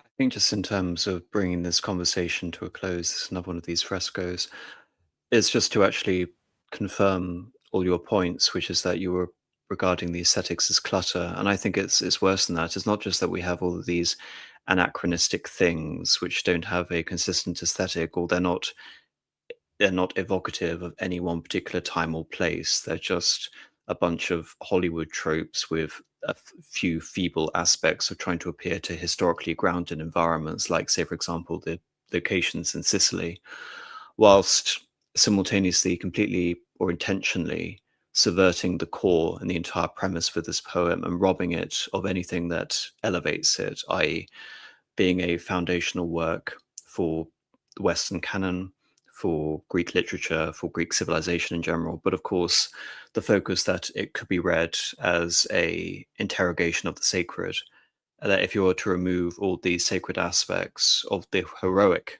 aspects in the Greek sense and the pagan sense, not in terms of whatever our Christian extrapolation of it is, then you've essentially left the work with no value whatsoever. And so in terms of judging this as an adaptation, I see it as, maybe you can find some sort of superficial enjoyment out of it if you have no interest or investment in the historical period or the literature. But other than that, I think this is a complete sort of absence of any sort of broader impression it can leave on an enduring state of culture. And for that reason, I think this film will be forgotten. And perhaps it deserves to be forgotten for that reason.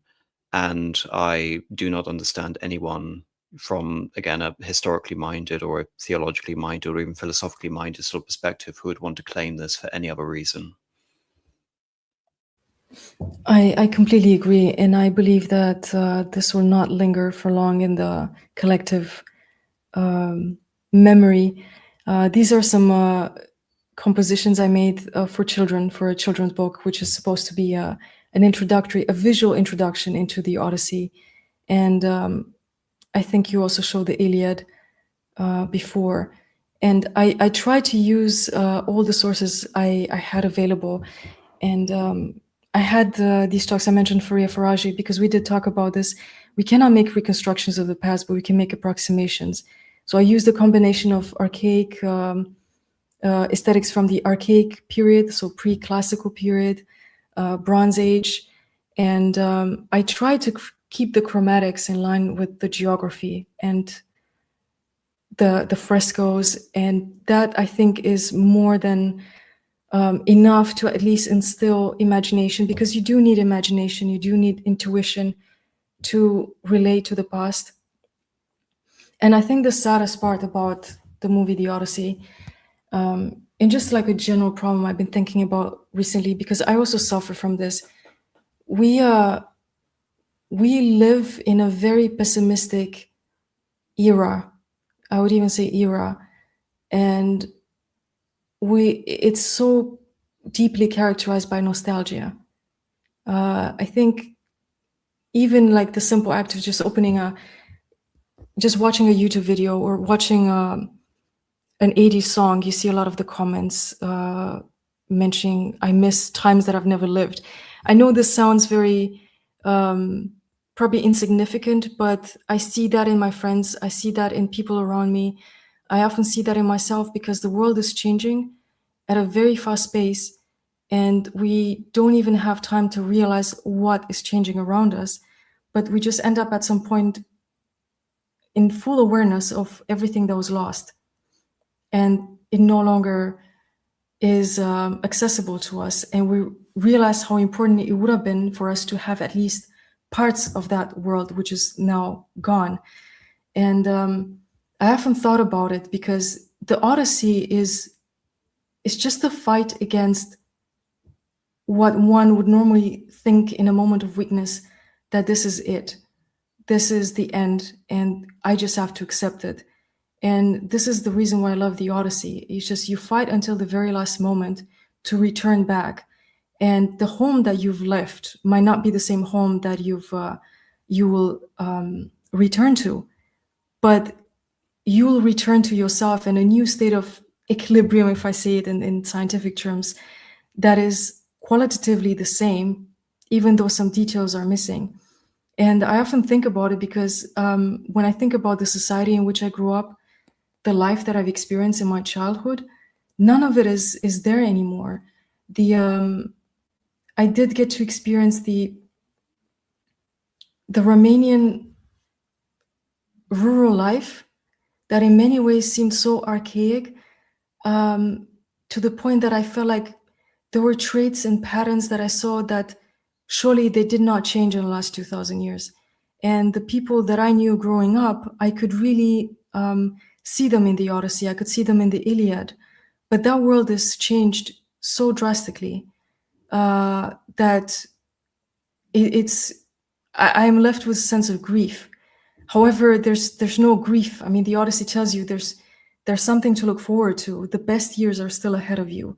The return from chaos is ahead of you, and you have to strive towards it. And I really like that idea. And in this pessimism and nostalgia, we have a lot of tools to restore what was lost and return to the real substance. And I think the Odyssey will eventually do that. I hope people will develop let's say a substantial interest in like in the ancient epics, in the archaic world, and it's not just a fad. It's not just something that would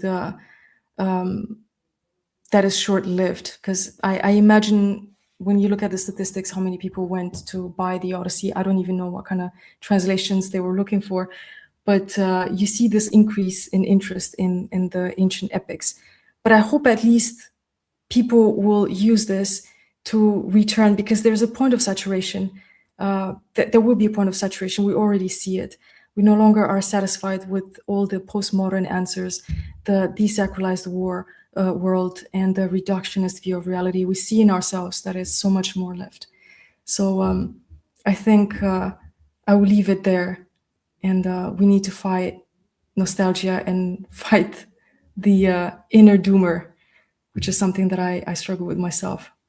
I think perhaps the most tragic thing to lead this conversation off is, I think, a truer adaptation to the Odyssey, focusing on the themes of anti-fatalism, kleos, and oikos, that being heroism, that being defying the provisions of fate, basically exceeding and finding home amidst basically impossible odds, and restoring that home and restoring the family and restoring a God-granted order in the case of Zeus's consecrated kingdom. I think it's a message that has more relevance now than perhaps it ever has over the last 1,000 years. And so the fact that this potentiality for a film has been denied, I think, is a great crime against culture in a way. Of course, I'm not naive enough to believe that film would have ever been made, but it's simply the fact that the Odyssey, in and of itself, despite, again, my admonitions against this attempt to universalize it, to de-emphasize its Greek roots as a story, I think is incredibly compelling and should have been a great masterwork for the age, which a lot of these people, these disingenuous people, are claiming it is. But alas, the work we have is not that.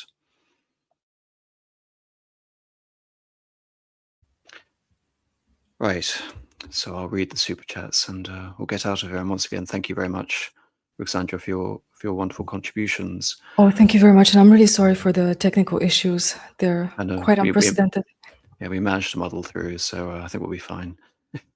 Dimitri Garlic for $2. Thank you very much. Let the hate flow through you. Well, I feel less hateful. I was more going through a state of confusion. I think witnessing the pushback that I received and the amount of people who were supporting this film, and By the the way, more I wanted to, sorry. Yeah, sure. What do you want I wanted to know? to ask you, which is a rather funny parenthesis.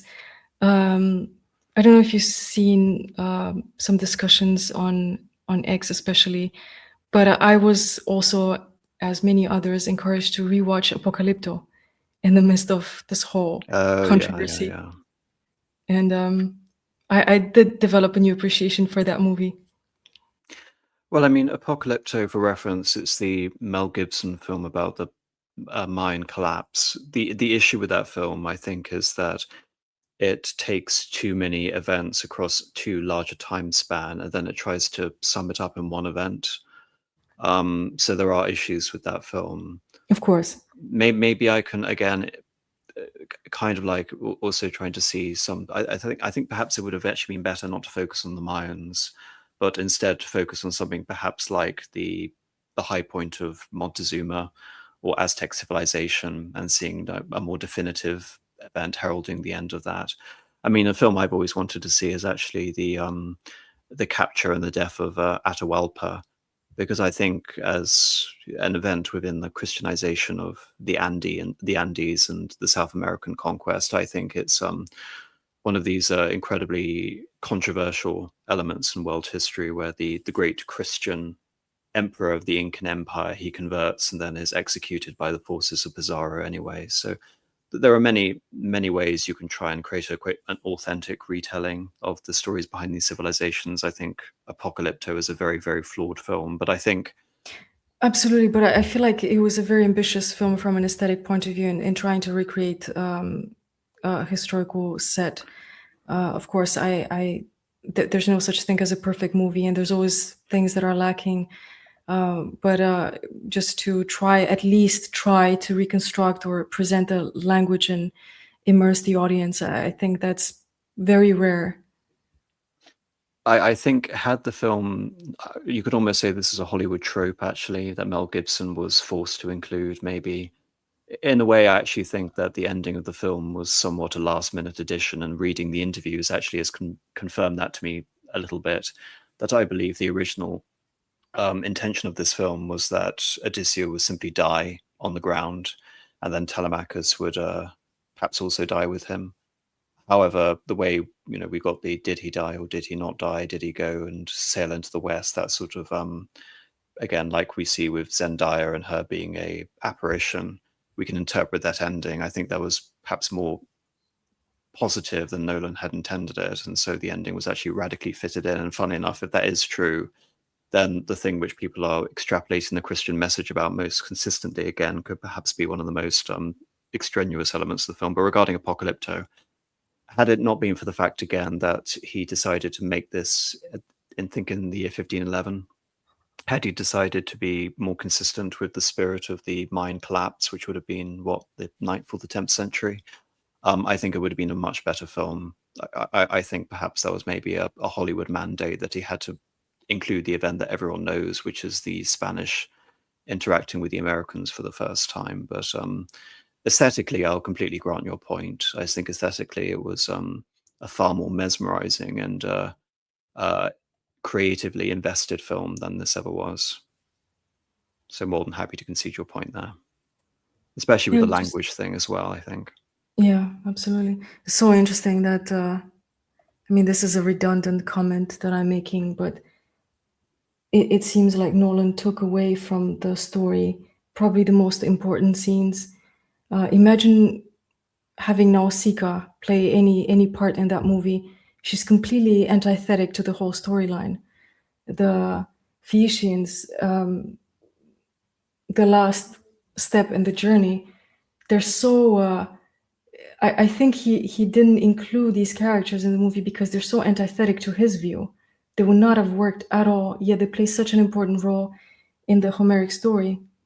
And both as portraying archetypes, ideals, beautiful ideals, but also the conduct. And it's interesting because that's a part in the story.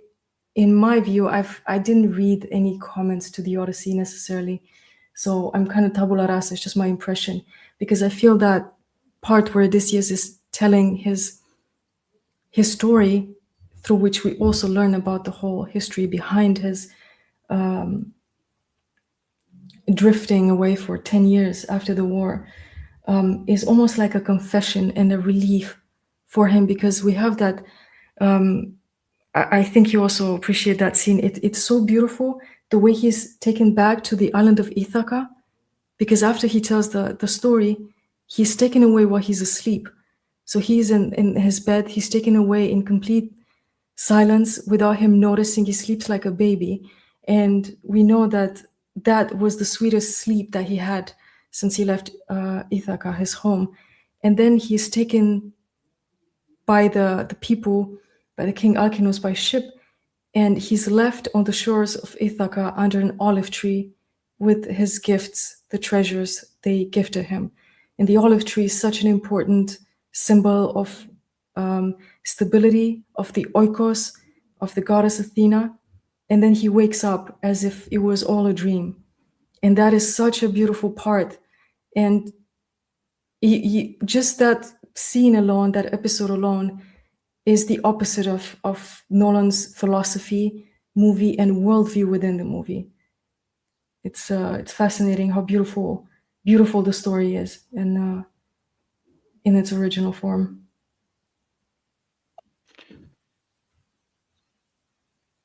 JBDC for $20 says, not seen yet, but other Nolan movies full of superficial tricks without depth. Maybe here too, but your philosophical discussion of adapting classics is very interesting. Limits make comments impossible. Thank you for your work. Well, thank you very much for your super chat. Like I said, we've opted deliberately not to go for a scene-by-scene deconstruction of the film. I'm sure there are plenty of those out there. But we decided to focus on the commentary and the philosophical aspects for a reason. But thank you. Ambivalent Teacher for $3 Canadian just says, great stream, thank you. Ambivalent Teacher for $3 Canadian also says, I thought ending might tie it to Tennyson's poem. Yeah, well, that was the explicit intention. One of the tweets I referenced even made explicit mention of that. I'll just read that poem again so people understand what is meant by that super chat. Come, my friends, 'tis not too late to seek a newer world. Push off, sitting well in order, smite the surrounding furrows, for my purpose holds to sail beyond the sunset and the barbs of all the western stars until I die. It may be that the gulfs will wash us down. It may be that we shall touch the happy isles and see the great Achilles whom we knew. Though much is taken, much abides, and though we are now that strength which in old days moved earth and heaven, that which we are, one equal temper of heroic hearts, made weak by time and fate, but strong in will to strive, to seek, to find, and not to yield. The issue I have with the film is that the impression obviously given is that the true Odyssey is the ending, and the real Odyssey was not only an aberration, but it was part of this subversive negation and representation of Odysseus the trickster. To me, the clearest example of that is the way that he is treated by his crew. What I find fascinating reading the Odyssey is that the whole notion of kingship in the heroic age is not clear. We aren't really familiar with what it means to be a king. In fact, in some instances, the kings are almost portrayed like a race rather than a class of monarchs, as perhaps we would perhaps understand them. And so the relationship between the king and his men sort of goes around these ideas of the Greek liberty, and that our notions of monarchy, especially in the modern day, especially post-Alexander, are very orientalized. They're much focused on the deference to authority. As a result, Odysseus has a very fractured relationship with his crew.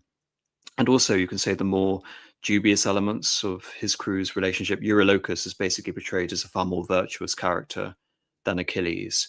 The moment where Aulus gives the gift of wind, say, for example, to Achilles, and it's actually the avarice of the crew that causes them to open the bag and cause the boat to go off to the island of Calypso. Sorry, not Calypso, of Circe. That was omitted from the film because it would have put the fate of the crew, in a bad light vis-a-vis the eternal archetypal trickster of Odysseus. So if you take elements like that, again, it's more just sort of denigrating the original Odyssey, which is so much about overcoming the fate that Poseidon, in this case, has bestowed upon Odysseus and finding a way home. In the case of the new Odyssey, there is no home, but also reference the Tennyson poem, to find Achilles. Achilles isn't mentioned in the film. The Iliad is completely eliminated from the link to the Odyssey, and instead Achilles is Sinon. So I have no idea why Jonathan Peugeot decided that that was a positive thing to include Sinon instead of Achilles, because as far as my sort of consistent line of argumentation goes, the elimination of Achilles and the replacement by Sinon the artificer is the clearest sign of the elimination of classical notions of heroism that exists within this film. And so it's not to find and seek Achilles, and the implication being that Odysseus is going to continue his Odyssey in the life after death to the Elysian fields. Rather, he is going off to redeem his men because he achieved virtually nothing in terms of returning home other than basically to rescue Penelope from her suitors. So if you're going to read Tennyson's final poem into that, you have to warp it in a way which negates the original impetus behind the Odyssey and place all the emphasis on the Odyssey which has not yet occurred, which is to sail into the West. that is what makes it so subversive. Maybe I'm misreading it there, but that's certainly how I view it. What do you think of that, Ruxandra? No, I was just thinking. I saved a quote from Homer, which I think is also very applicable in this situation. Hateful to me as the gates of Hades is that man who hides one thing in his heart and speaks another. Because I think we have to look at the intentions behind. Sometimes we can see them, sometimes we can speculate, but the intentions are definitely to distort a story. No matter what the Machiavellian tricks Nolan is using to make this into an anti-woke statement, I think it's just self-defeating. It will not bear any fruits because it has very bad foundations. And yeah, I mean, there's so much I could say, and I could go on and on, but in many ways, I feel like I would like to have a more phlegmatic attitude and just, I think the society shouldn't care that much about these movies because they will come and go. They ignite a lot of anger and a lot of passion, and it's constantly the same repeated story. People are not represented, the truth is not represented, history is not represented, and we just go in this like endless circle that is so self-defeating and shoots itself in the foot at some point. Yeah, so as Homer said, there's a time for many words and there's also a time for sleep. I think I might kind of end the course of my ideas here because I'm afraid to end up in incoherence. Unfortunately, No, that's all right. We agreed. We're both very sick. Yes, we agreed only 2 hours. I'll quickly go through these super chats and then we'll end in a couple of minutes. Nathan Hood for £2. Thank you very much. Film itself is a very subversive medium, potentially, but in this case, I think that's beyond any sort of doubt, really, in terms of the intentions here. Wrong Tao Wu for $12. Thank you very much. Glad to see you've made it. The film was somehow funded by the Greek Ministry of Culture due to it being well-funded the Odyssey, but it seems to have turned into an expensive anti-Hellenic piece of ahistoric and anti-Homeric blasphemy. I believe that's only because the film was filmed somewhat on location in Greece, and so it was given some tax credits.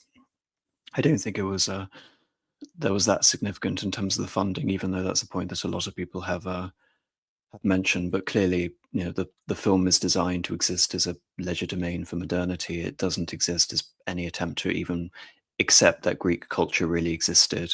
You know, it's the Odyssey in the minds of the modern Anglophone audience. You know, that's what this film is.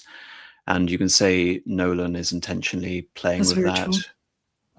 But, you know, it doesn't really matter in the end. The film is what it is. All right, Ruxandra, thank you very much for staying the course here. Do you have anything you would like to, any projects you have coming up or anything you'd like to say before we leave? I have quite a few projects this year. I think I can, I'm free to speak about at least one of them.